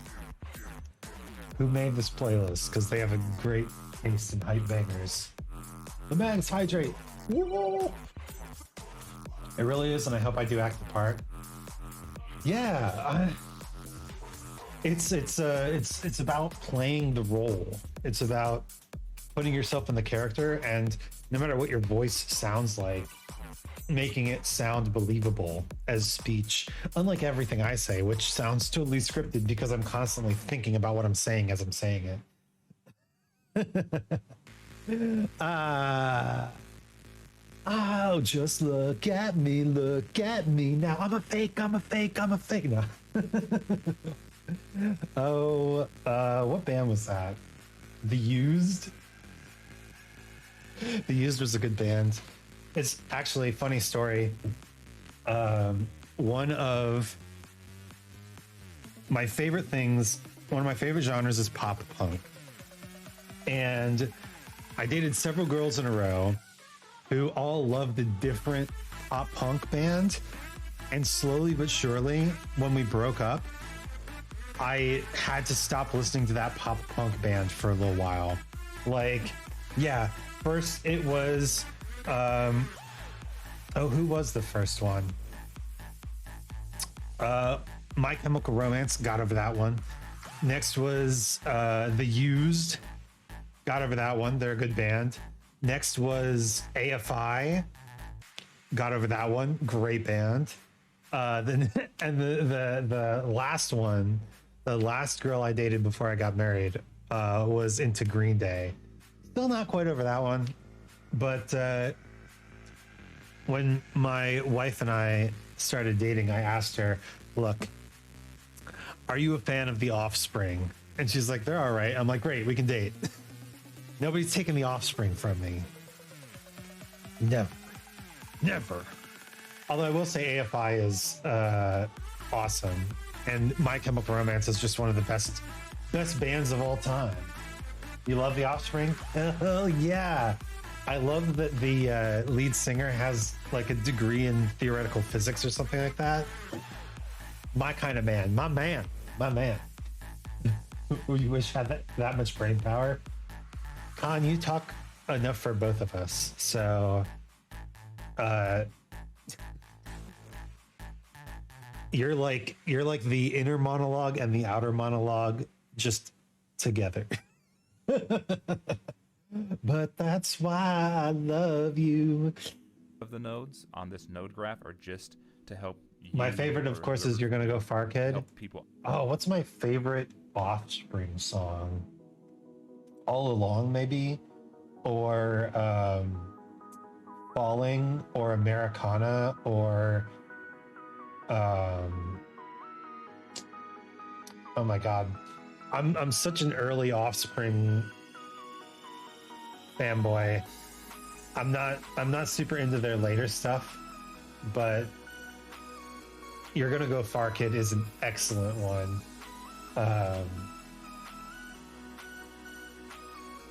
Hit That is also really good. Oh, and of course, the Crazy Taxi theme song. Yeah. Future Is Now and Kids Aren't Alright is great. The Kids Aren't Alright, that's probably... So the Offspring have a ton of famous songs. Gotta Keep Them Separated and The Kids Aren't Alright are probably like the peak Offspring, but that doesn't mean they have to be your favorite, right? There's no getting off this train of thought. Dude, that's the thing. In D&D, they talk about railroading as a bad thing. Like, don't tell your players what to do, what to feel, what to think. Let them play the game. And that's true to some extent. But listen, people go on roller coasters, right? If I'm experiencing an amazing story and it's on rails, I'm going to enjoy it. There's layers of choice. You shouldn't tell your players how they feel. You shouldn't tell your players what actions they should take. But if you guide them into an amazing story and then let them decide how it ends, that's not railroading. Anyway. Understand the workflow. I like to do left to right, top to bottom. So I like my viewer always to be in the bottom right hand of my project. If I want to talk about butts, I'm dragging everyone else along. Exactly. In the top left. Exactly. And we are on that train ride. Okay, Whether so we haven't done anything with this equalize decided yet, to so be I'm gonna there or not, double-click on it. we're with Bring you. Equalize up to the top. We see this is node is called equalize 1. And now if I make some changes, we see it changes this image. Have you also noticed how? Changes the- Oh well, I the guess it's colors very look. small and the word tutorial is over it. So, But the kid in this video, don't the wanna kid in see this my image change, is a little like, creepy. DT He's a little again. creepy. He's like staring at the camera in a weird way. It doesn't change that much actually. But, Whenever I have an opinion about a video, it's my human nature to scroll down to the comments and see if anyone else has noticed the thing that I've noticed. You hate when kidneys stare at you. let's get rid of the color corrector maybe. So we disable the color corrector. And now we Hey, can just listen. Down here in the bottom of the screen, right below my left arm, there's a little button. You know, like on the Twitch controls, it says closed captions or CC. And if you really want to enhance the Isaac Anzu audio visual experience, you can turn on the closed captions and see how this voice recording program mangles every word that I say that is either too fast or too mispronounced or beyond like a 6th grade reading level. Do they really expect the average streamer to say like misanthropic or ovulation? Oh my god, it got it. Do you see that? It got misanthropic. Wow. I guess the lexicon is expanding. What about anti-disestablishmentarianism? Oh man. Okay. Well, if you're on mobile, then sorry. There's the whole thing going on right now. It's beyond science. Anyway, I'm gonna close that and go back to this. I get distracted by it if it's open. That is like subtly making like a change. Okay, I see what's going on there. And then this is like how much of the change is actually happening. Okay, that's a good one. But I bet it's a common enough word that it knows it. Okay, ready? Supercalifragilisticexpialidocious. Yeah. See, it knows it. Can't see the subtitles sadly because they have it on mini play. Well, honestly, it's been pretty accurate. Although it did just interpret my well as WoW capitalized as though it was saying World of Warcraft. So anyway, back to World of Warcraft. I have to turn the captions off. Otherwise, I just stare at them. I stare at myself talking. This is also why I don't have like keep that equalized. I'm gonna the re-enable monitor audio on. We have this on. I turn it on occasionally to just double check that my sound is a lot okay. of nodes have this. But if I hear myself talking, this color correct. It's So just, if we go it's down, over. we see this. I lose it. I've already got to divide my attention between, so it's at 1 right now. So how much of petting all my these cat changes and are working on the passing computer through? and listening So we to can the say, tutorial and talking of to the you and changes we made, playing video total games. Only apply it to half of. If I had to listen to myself half talk the at the same time, If we go all the way to 0, it's as if there's nothing happening at all. It's the same as disabling the node, or it's there's a basically mix the node's key. not there at all. And then 1 is like full strength. If that makes sense.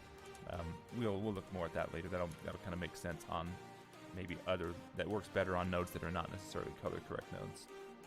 Oh, it's just right. Yeah.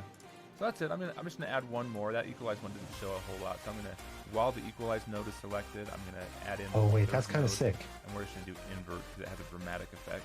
So we're gonna add I like the yellow invert though. node, and it inverts all the colors. So now we see we have our source going into our color. Okay, so let's click the equalize and then add the invert tool.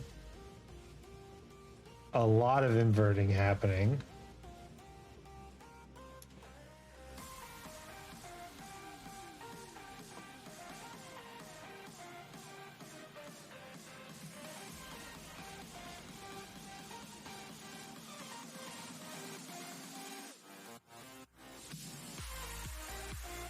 Interesting.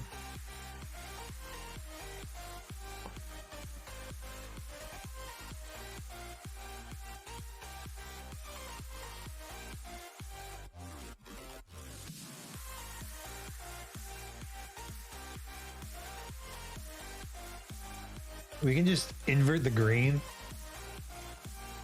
Now it looks like a Rob Zombie album cover. Now it looks like a Rob Zombie album cover.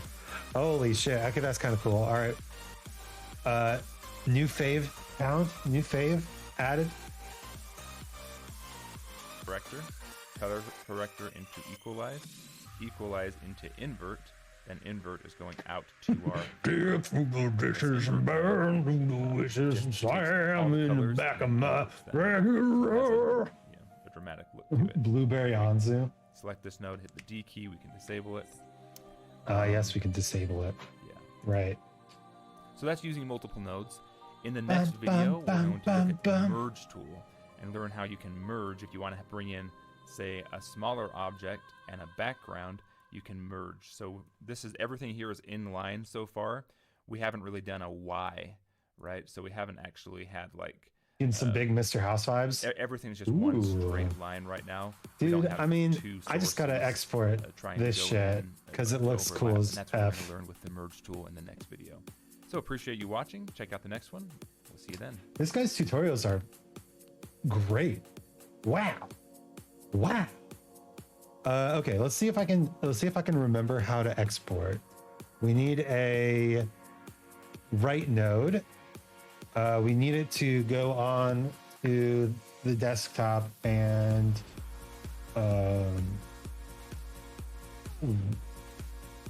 Rob Zombie Isaac dot JPEG.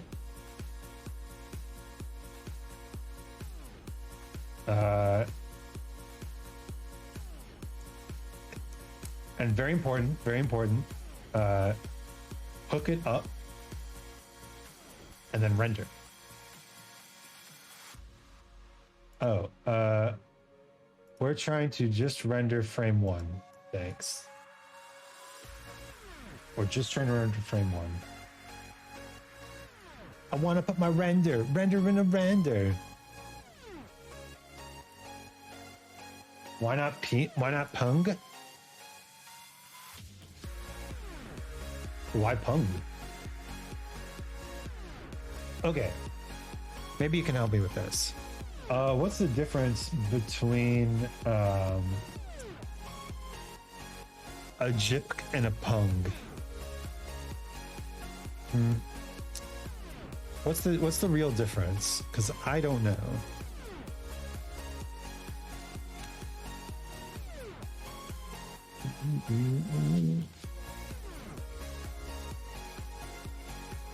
Look at that boy.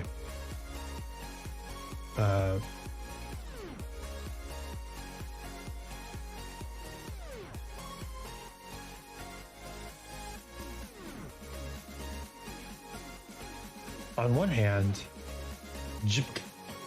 On the other hand, but what does it mean? There you go. Pungs are lossless for compression and it's higher quality, and you get to keep your transparency. Oh.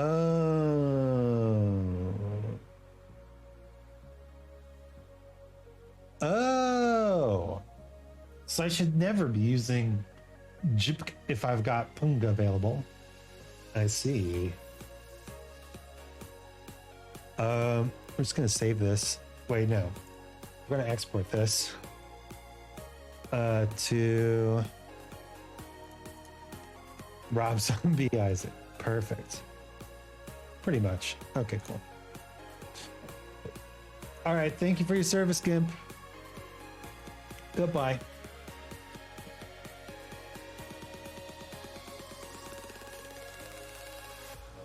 Oh my gosh. I feel like my brain is expanding. But we still don't know how to add music. All right. I'm not saving this. It is dope. But I'm not saving it. Why would you save something that's not dope, Isaac? Well, I saved the output. Listen. My brain only has so much space.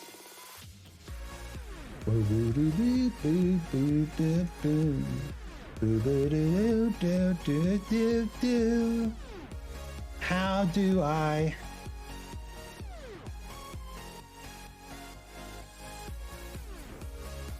Okay, looks like we've got at least 2 more tutorials until we learn how to truly master the rectangle. Are you ready for the next one? Are you ready? Are you ready for what's to come? Did you know Creed is coming back? Why is Creed back? Welcome back to another Natron tutorial. In this video, we're going to be looking at the filter nodes. You hover over these nodes here and left click, brings up all the different options we have for filter nodes. He's way quieter now. Why?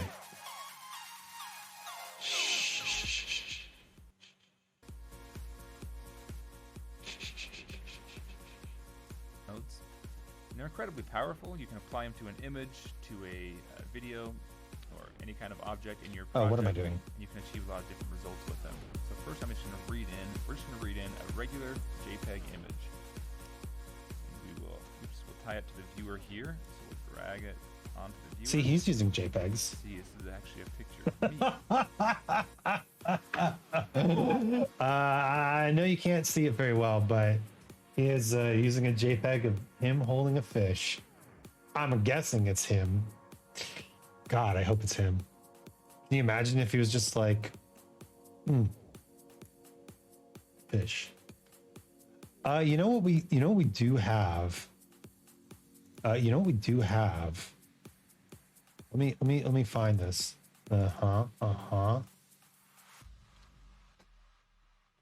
We do have some memes. Let's open. Oh, skibbity toilet. All right. Read in an image. Project, and you can achieve a lot of different results with them. Uh-huh. First, I'm just going to read in. We're just going to read in a regular JPEG image. A regular JPEG image. Oops, we'll tie it to the viewer here. So we'll drag it onto the viewer. And we see this is actually a picture of me. fishing. Bruh. Do you not like it? And we're going to I can make it bigger. spice this up a little bit. So right now, our project is 250 frames. We're just going to make it, well, let's just make it 1 frame for now. This is a project that's 1 frame long, which means it's only a single image. So basically, we're going to use Natron as if it's like Photoshop or GIMP. We're going to just do a picture with it, just for all Getting intents. war flashbacks. So let's apply a filter here. So let's do a blur. So if we apply this blur and then go to size and change it up, we see we got a blurry picture. Maybe that's all I want to do is blur this out because it's like, I don't know, it's like America's Most Wanted, and we want to just like have this. We don't want to let people see like who I am. So we're gonna just blur it, and then we go to this right node, and we'll write it out, and we'll call this fish dot, because it's like, I don't know, it's like America's Most Wanted, and we want to just Size of the blur. We don't want to let people see like who I am. So we're gonna just blur it, and then we go to this right node, and we'll write it out, and we'll call this fish dot jpg. So Now this right node, oh cool, it went into the correct place, so everything the viewer is seeing also is being rendered. Okay, we kind of. I hope that's your Halloween costume this year. That'd be Render the hilarious. entire project, which is 1 frame. And it's just gonna write this to the desktop, and then we open it up. And there we go. We have a blurry picture. So essentially, we How many kids do you think are going to do that? Something that we could have done in Photoshop, Like all of or them. GIMP, but we did Wearing a toilet is going to be the cool. Halloween costume. Let's disable this. Hit the D Or key, being a so now we camera don't have to headed blur it person. anymore. In fact, let's just delete it. Now while this node is selected, this read node, let's add another filter in, or a different filter. Let's try this glow filter. Let's try the glow filter. Glow is going to add this in, and we can see if we do glow. Let's select the image first, so the glow filter really drops in the right Kind place. of makes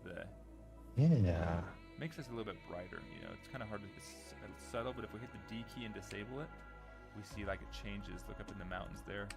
When this isn't enabled, it makes everything a little bit brighter. Like the highlights are a lot brighter. So we just applied a little effect here. We can apply inline. Let's go to the color nodes and do this like color correct. Let's be like, hey, my face is a little too red. So we're going to uncheck the green and the blue channels, and just editing the reds in this image, we're going to bring the saturation down just a little bit so the reds aren't so saturated. Kind of makes this picture look a little more flat and like not as interesting, but at least like all the reds are kind of subdued. So there we go. So we're like, hey, cool, let's render that out. A red So glow. Go to our right node, hit render. Okay. I mean, a lot of this stuff is review, which is lovely. I love this guy. But now we've got this. He does such a good job. Yeah, that's the final output. So you're probably watching this being like, this is boring. Like, I want to do some cool stuff. I want to like do some compositing. I don't want to do like photo editing in Natron. All right, so now let's get to something more interesting. So let's change this again. So let's get rid of our glow, get rid of our color correct, and let's make this 100 frames long. So now we actually do have a video. Let's go back to the filter node and add the blur again. So now we've got this blur, but like, oh, what's going on here? Like, how do I add this in? Do I add it to the source or the viewer? Well, let's just add it to the viewer for now. We hit Control and add this blur in here. I'm gonna break the source and move it to the blur. Well, about time for you to hit the hey, thanks for stream. Hey man, thank you so much for joining. I will get to the Blender videos, Blender streams soon. My friend is collecting tutorials for me to do, and we're gonna make some Blender projects. That might be like later, but yeah. For now, the Natron tutorials will continue. I mean, we're getting through like 6, maybe 7 tutorials in one setting. That's so good. You know, there's only 48 videos on this playlist. just 48. Just super easy. Anyway, have a good one. Good night. Catch you around. The viewer is also going to the writer, and the blur right now is at frame 1, and it's not blurred at all. Let's make it completely 100% blurry, and then let's set a keyframe.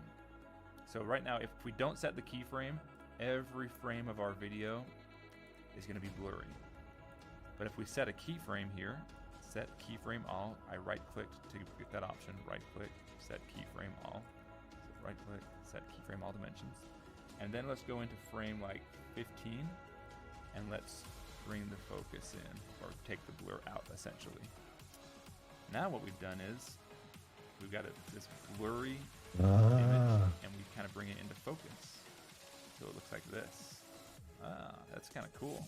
Now we kind of have the starts of a video going on here. So it's sort of like a video slideshow of this image. Maybe by frame 40, we want to do a different effect. Yeah. Blur is selected. Let's add in, go to our filter nodes again. Mine is rendering a lot right now.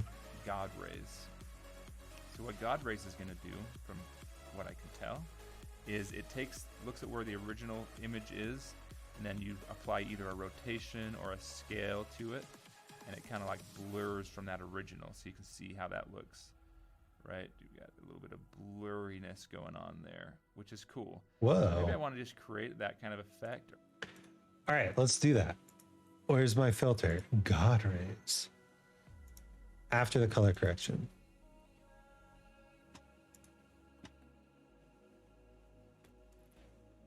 Okay. Pause. So wild. Oh, I see. It's that filter. Got it.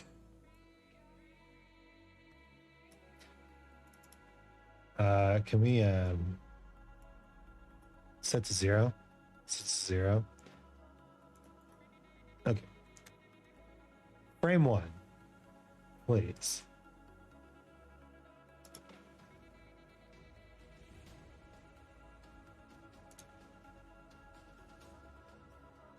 Thank you. Frame 1.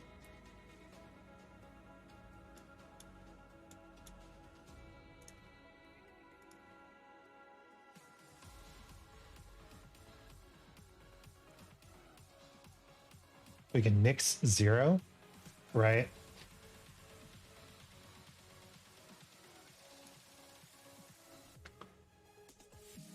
Amount 0. Oh, it's thinking. It's thinking hard.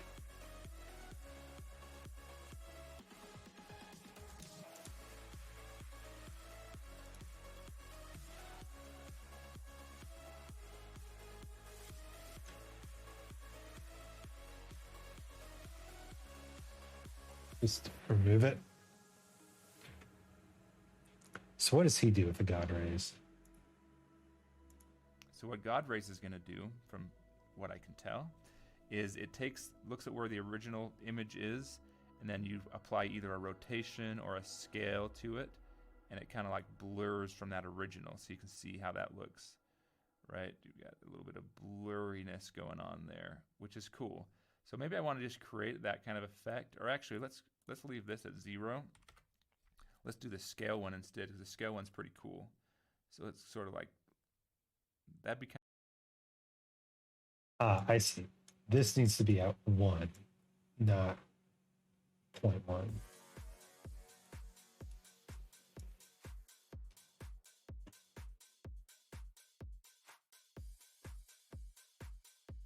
All right.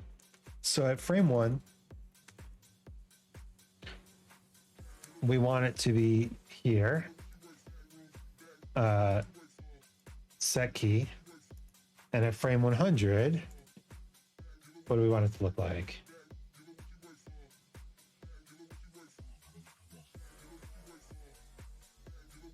Like that. All right. Then we go back to the beginning and we play and we let it render.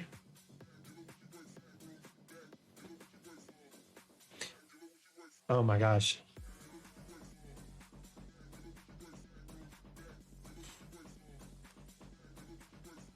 Beautiful. Beautiful.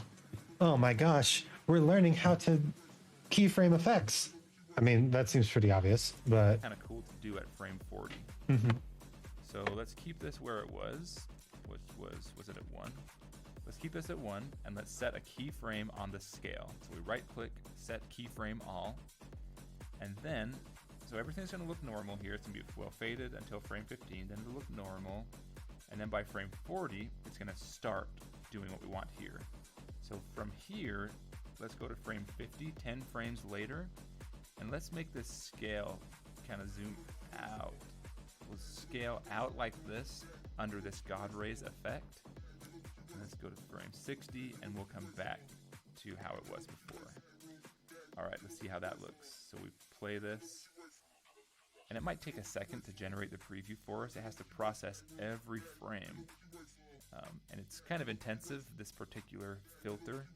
It looks like it's rather processor intensive. I know that because it's taking so long. But the first time you play it, it takes long.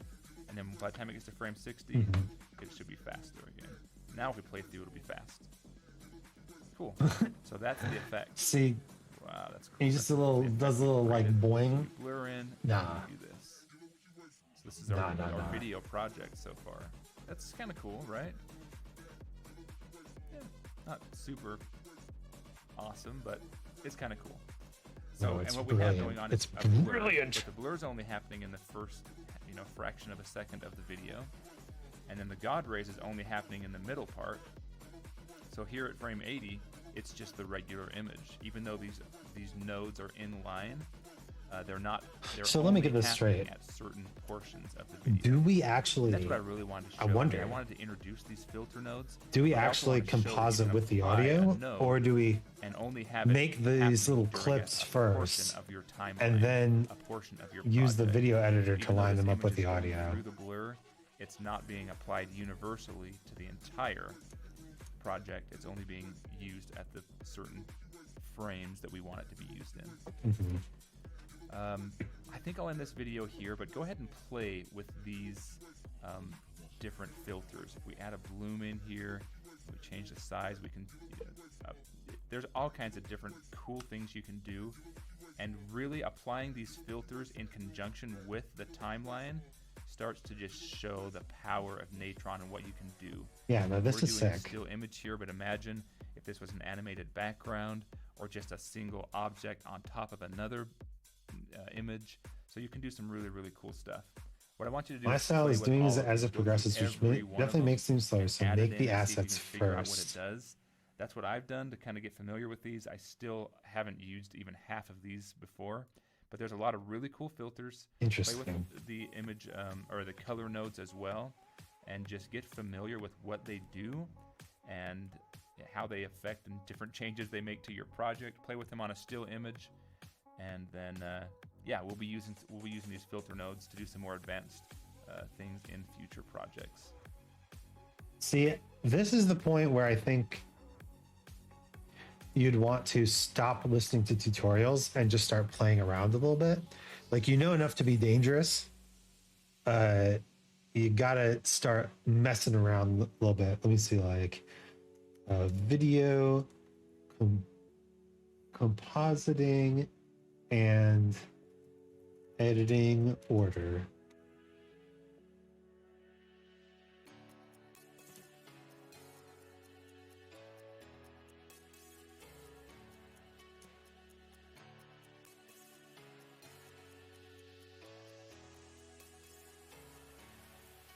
Okay.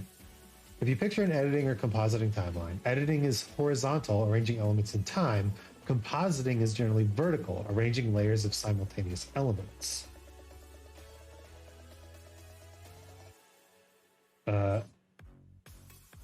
Got it. So most editing programs allow some compositing, and most compositing programs allow some editing.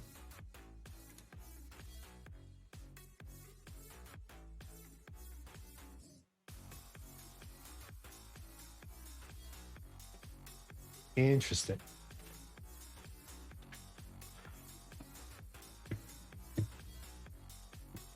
Well, before we move on to the next tutorial, I do want to. So let's actually. So let's see if I remember how to do this. Oh, you can scale up. Oh, look at that. Okay. Let's just make that nice and small.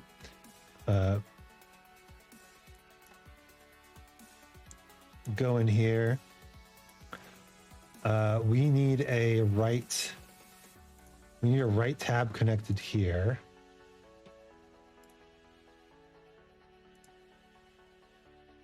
Toilets. Right. Toilet threaten is what I'm going to call this. Toilet threaten dot MP4.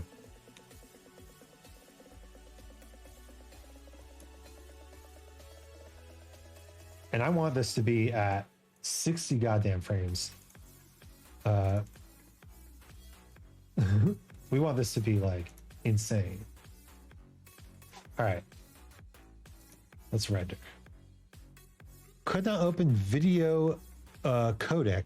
Generic error in an external library. Okay. Okay.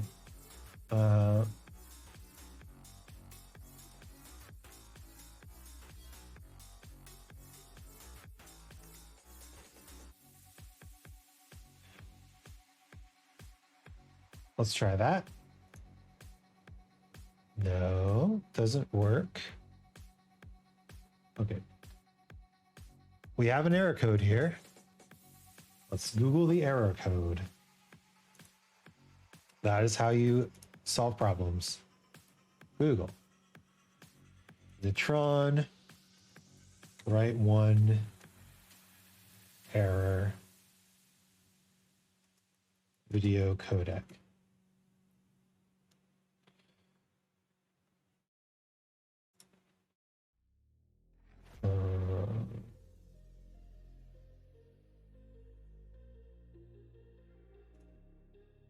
Huh?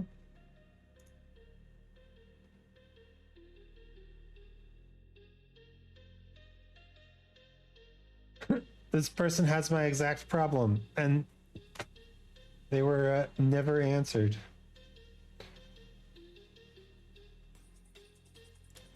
No.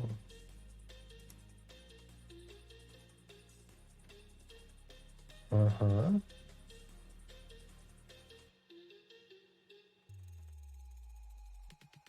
Not a roadblock.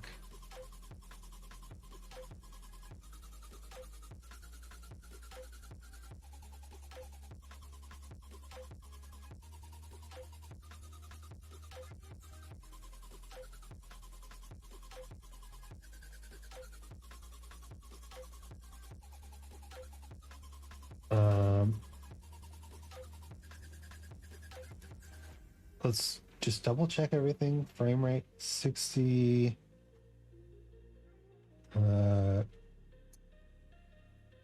Project format. Okay, 60. Could not open video codec.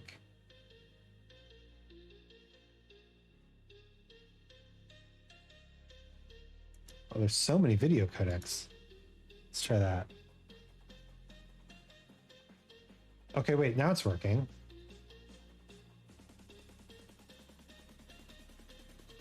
What did I change? Oh, my project format was probably like totally wrong. Well, that makes sense.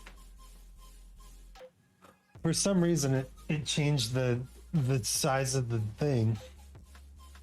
Time remaining. 8, 6, 6, 5, 5, 4, 2, 1. Let's go. Let's go. Is it going to be weird? It's a little weird. If you look, it's all on one side.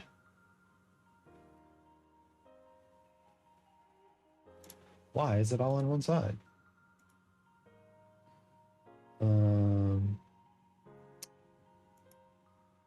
Encoder options, frame increment.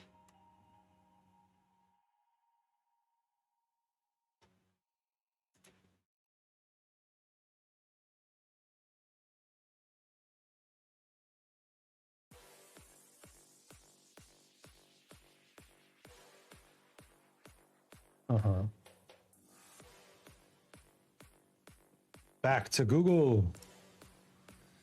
Okay, we didn't get an error anymore. Neutron read file changes video.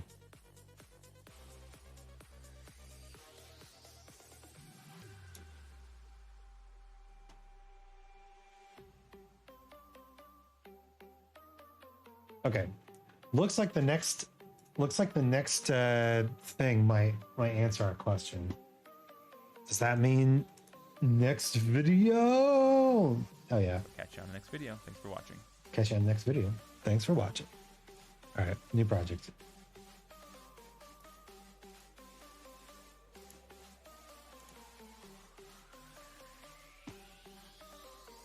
Ba-ba-da-boom. Hey guys, welcome back to another tutorial in Natron. In this video, we're going to be using and playing with the merge node, which lets us merge two different images or objects and have them go into the same viewer so we can view them at the same time. So to get started, I'm going to read in a background. So I'm going to go to these image nodes and go to read. And it brings up the dialog. Natron's asking, what file do you want to bring in? I'm going to do this background. It's like a 80 by or 1920 by 1080 background. So that matches our project size perfectly. Now we have this nice white textured background, and I want to bring in a logo and have it be like right in the center of this background. So to do that, first of all, let's read in. So let me see. On this read file,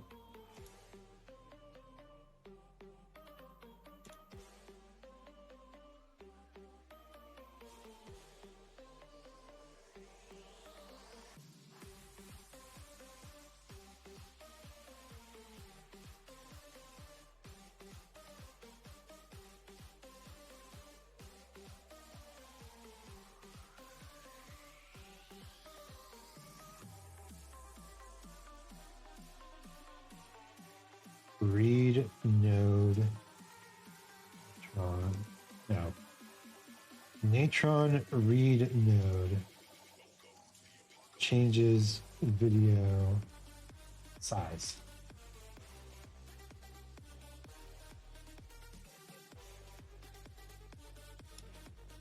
Maybe let's just keep watching. In the logo. So let's do another read node. Brings up a dialog box, and I want to read in this little TJ logo. It says TJ on it, and it's just out here in nowhere. Maybe we want to put it in, so maybe we'll tie it to the viewer as well. Might be an intuitive thing that you think, but if we do that, it just shows up on the viewer. So we see it, but it's not showing on the background. It's not. This is 800 by 800, so it should be smaller than our background. We should be seeing our background right now, we're not. And actually, no, we shouldn't be, because we're actually basically we don't. That's not the way to do it. What we're gonna do is we need a merge node. We need to merge. A merge node. Yo, Isaac, did you have your daily dose of wand today? I have not.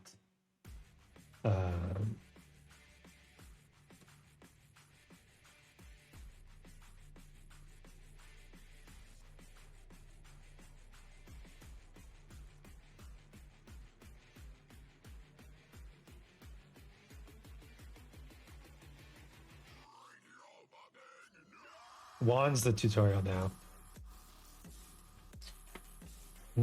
Look at him. Look at him.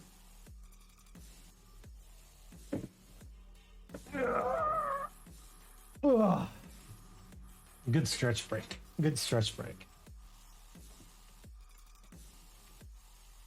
Merge these two things together and then have one output going to the viewer. So let's add a merge node. I have nothing selected right now. There's no white box around any of these three nodes. And we're going to click on this, it looks like two layers, like two sheets of paper on top of each other, and go down to merge. And now we have a merge node. Merge has an A input, a B input, A2 has a mask, and it has this output at the bottom. This bottom one's just the output. So let's break this one. So left click and just drag off into space, and then unclick, and then our viewer's disconnected. The B is for background. You always want to put your background to the B pipe of a merge node. So we'll add in B right there, and the A will be for the object that we want to be on top of the background. So that's going to be, in this case, our logo. So I'll click and drag up to there. I could also just drag from this into here. And so now we have an A going into the merge node, a B going into the merge node. And if we double click and look at the settings on this merge node, well, first of all, let's tie it in. So we have these going into the merge node, and then coming out of the merge node, we want to go to our viewer and see what's going on. So now we can see we have a background. That's the exact size of our background. Nothing's changed. We have our logo that's the size we brought it in. So if you're following along and doing the same thing, if your logo's larger than your background, you'll need to resize it. Or if it's too small, you could resize it if your background's different than your project. So we can make changes to these before we merge them in, and we're going to do that here actually. But then we're going out to our viewer. So let's double click on the merge node and see what options we have. So we have options for this operation.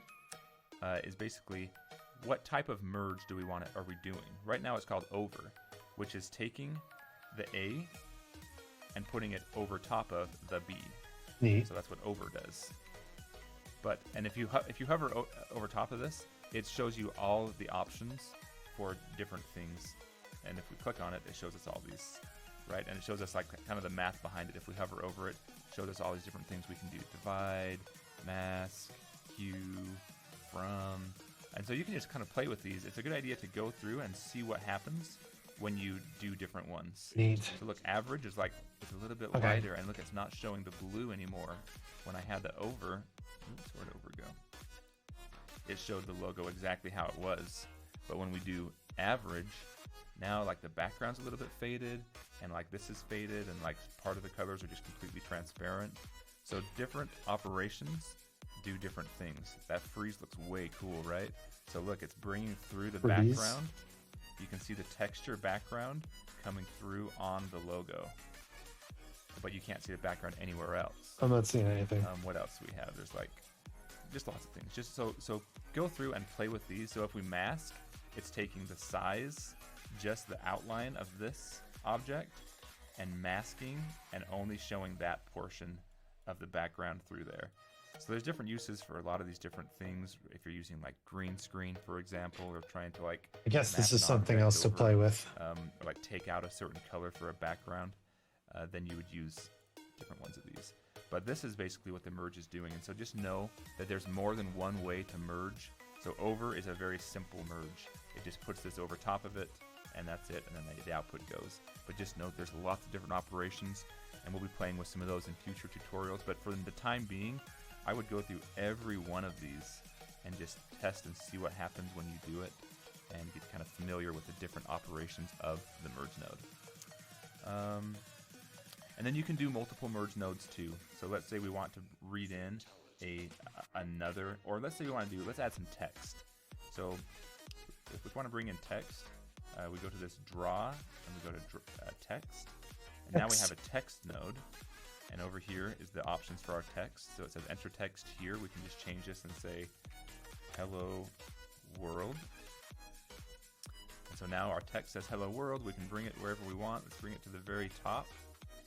But by default, it put it into our viewer, and we want it to be over top of our background with our logo, and it's just not working. Everything's black because we have two different views into our viewer now.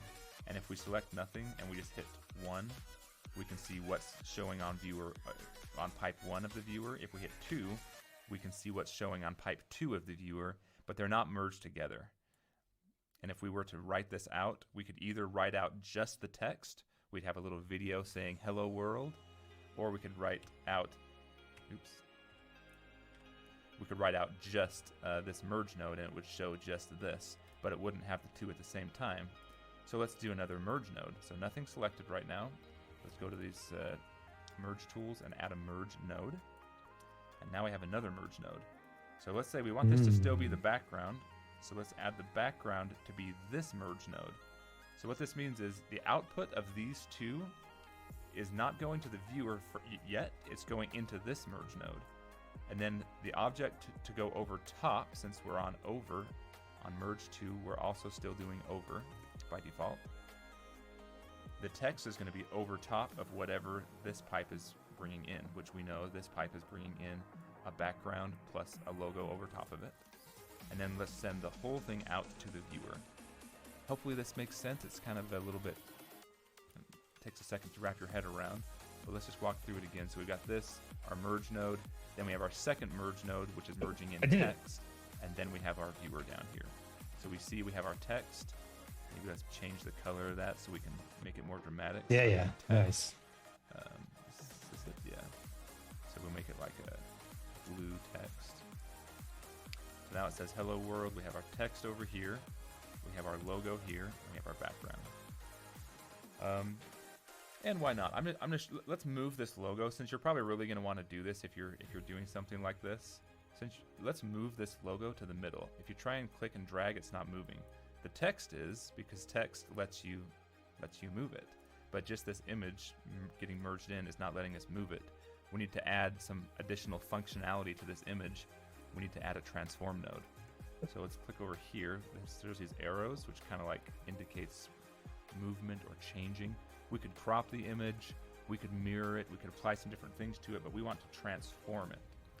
Transform means, right, like we can scale it, change the size of it, change some of the physical properties of it, but also it gives us a circle just like the text has, so that we can move it around. So we can transform and move its location on Wow. this background. We can change the size of it too. So if we go over here, so this transform node, when it's double clicked, the properties for it will be in the top right hand corner, and we have a scale. So we can scale it down and make it really small. We can scale it up and make it bigger than the whole background. But so there we go. So we've moved it and scaled it.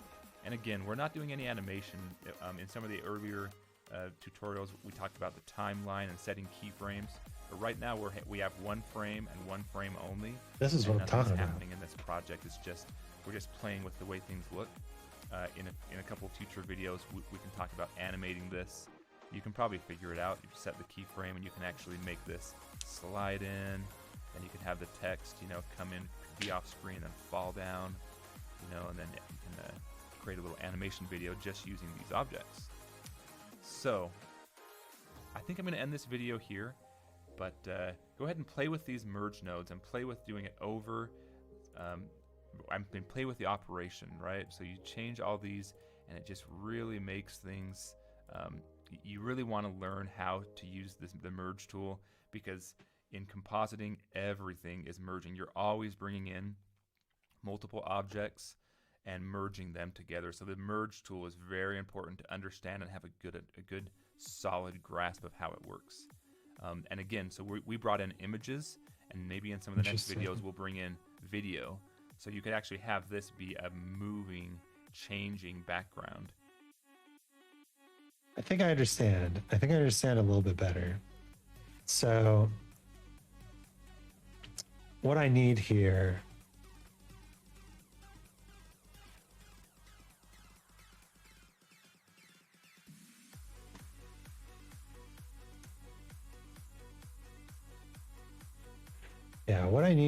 is a merge tool.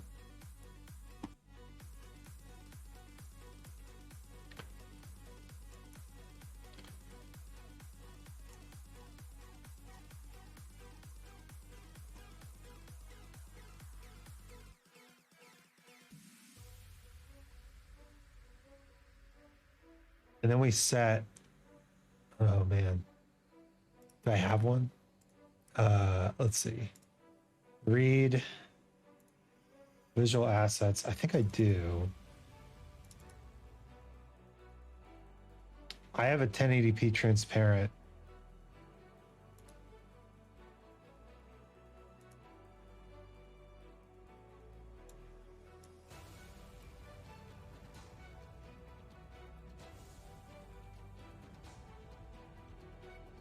Oh, it's so much bigger. Okay.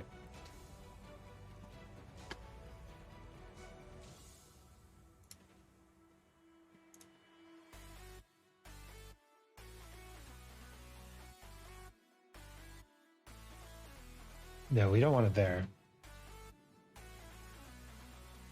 We want it here.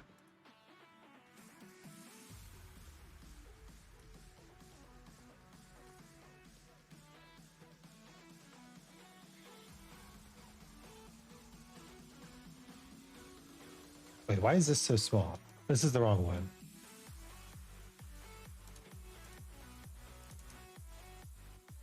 This is my wrong transparent one. Vertical transparent. 1080 by 90. Perfect.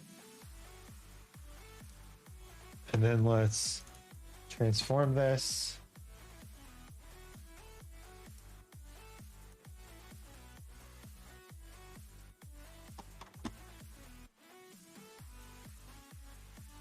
Just make it like this.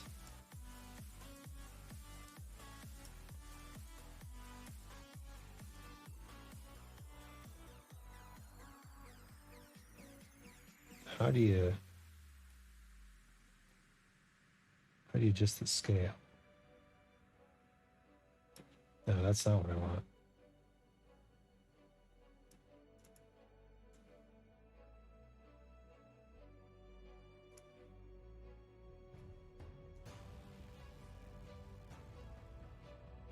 I mean, that's fine.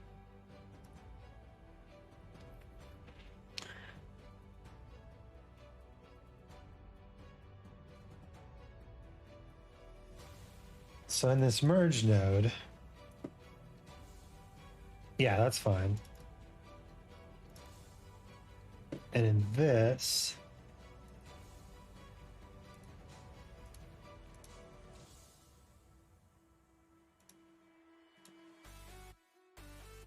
it renders. It renders! Does this mean we get a vertical video? Does this mean we get a vertical video? It does not. It does not mean that. What's our project?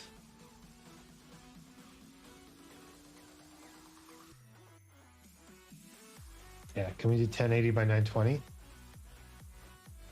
Yeah, good. Render. Oh, we're rendering. My brain is melting, but I'm figuring it out.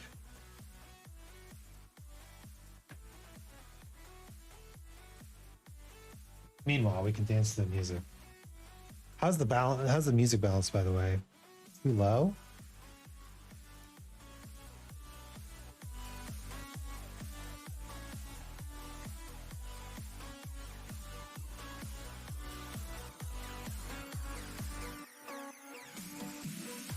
I mean, that last tutorial was kind of quiet, so we had to do what we had to do. All right.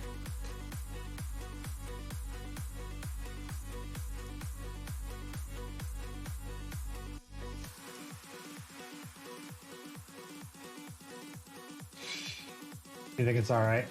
Okay.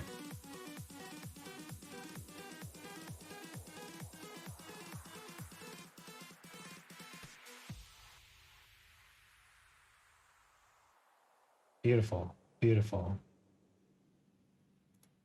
So now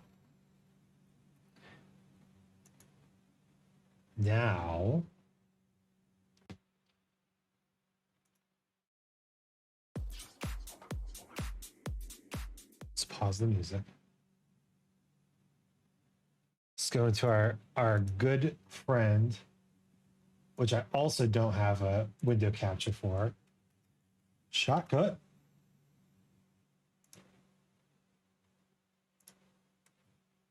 Oh my goodness.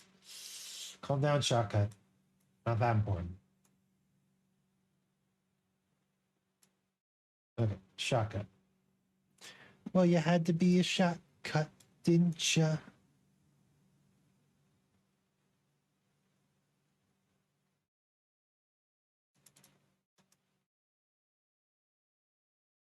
That's it. That's the entire video. And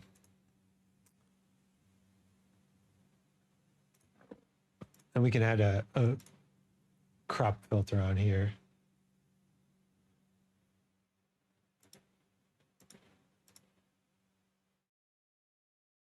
Just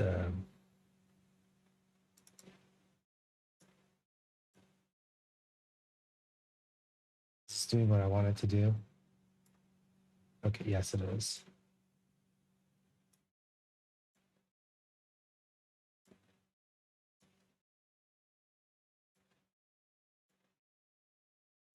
Crop filter, and then a size, position, and rotate.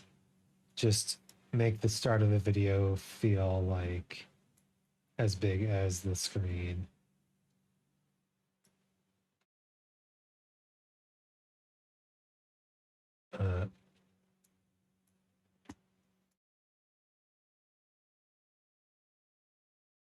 Maybe move it up a little bit so we get the toilet dead center. Yeah, yeah. And now here is where we can add in, nope, wrong button again. We can add in a, it's not showing any of this. Shotcut. Oh, I know. There we go. Now we can add in music. And what music do I have? Sound effects.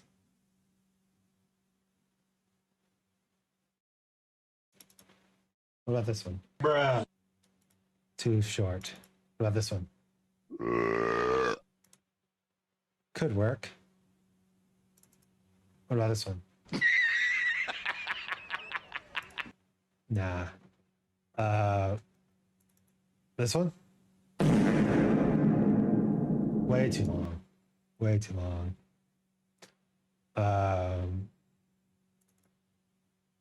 No! God, please, no! No. But what about this one? Bruh, look at this dude. Wait till you see the. No.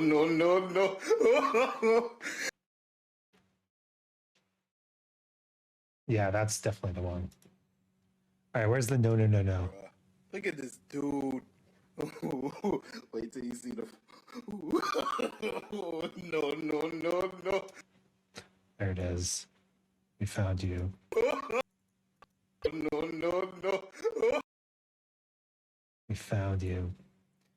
Yo, Isaac, I dare you to use one of these sound effects as samples for your next song. Bruh.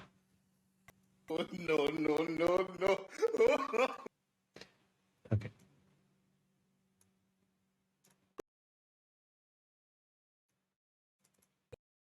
No. It sounds like shit, but that is also because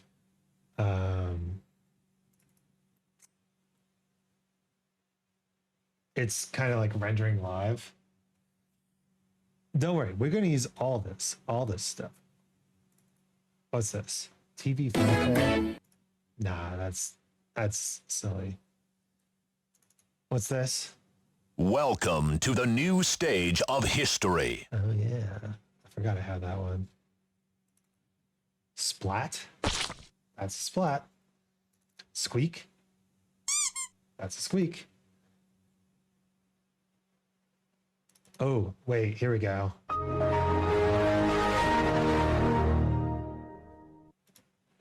That's it. Okay. No, wrong button again. Ooh.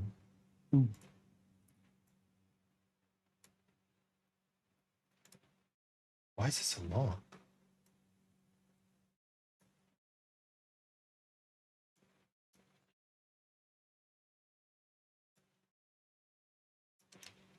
Let's just cut the beginning off of it, and then cut the end off of it, and now I've got a thing. No. What if we properties twice as fast, apply,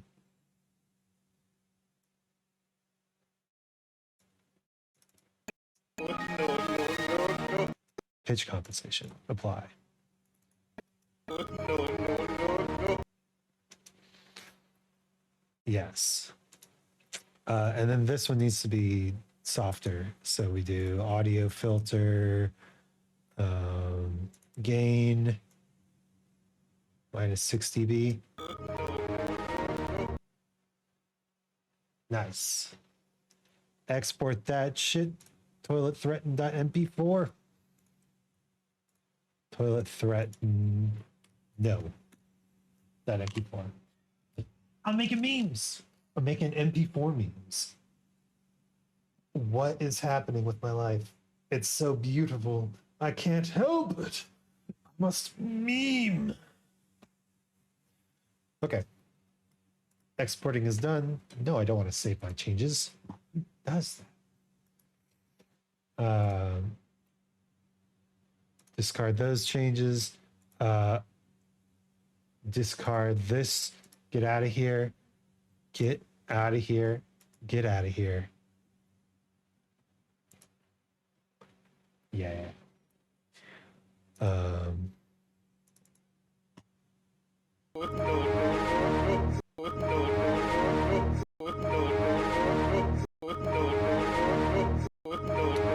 Hands together. Praise emote. Let's go. This is what I wanted. All I ever wanted.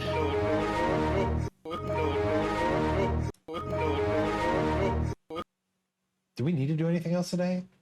Nah. Toots. Goodbye. This is what happens if you drink the Chimera Potion at 3 a.m.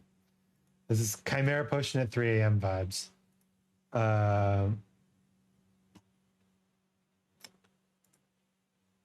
All right, so I didn't get to jumping in the Caac at all. But we are making memes one frame at a time. One tiny little frame at a time. I'm excited about it. Let's raid someone. Who we dropping in on?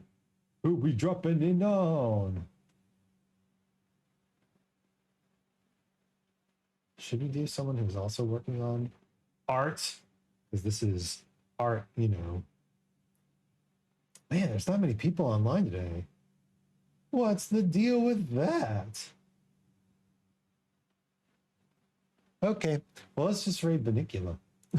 Let me make sure she's not like ending. 5 hours in. No, she's not even close to ending. I'm looking forward to your training arc. I have a ton of peeps online right now. Well, we're going to raid Benicula today, but sometime you should send me some streamers to raid at this time of night because I'm used to raiding an hour earlier than this. And that does make a big deal when it comes to, you know, sending the crew out. I'm learning the brand new world. Tell Bonnie how I died again. Dude, do it. Bonnie loves Minecraft. Bonnie and Minecraft. Like, all right. Let's start the raid. We only have a few people in our little raiding party, but we will rock down on Benicula with the force of 1,000 suns. Or you know, we could just go say hi. Let's go say hi. So anyway, thank you so much for joining. My name is Anzu, Chimera VTuber. Music back on, and this has been a lot of fun. I learned so much. Don't forget that I'm still taking music comms. If you know anyone who needs music, tell your friends. Yeah. And I will catch you next time. Farewell.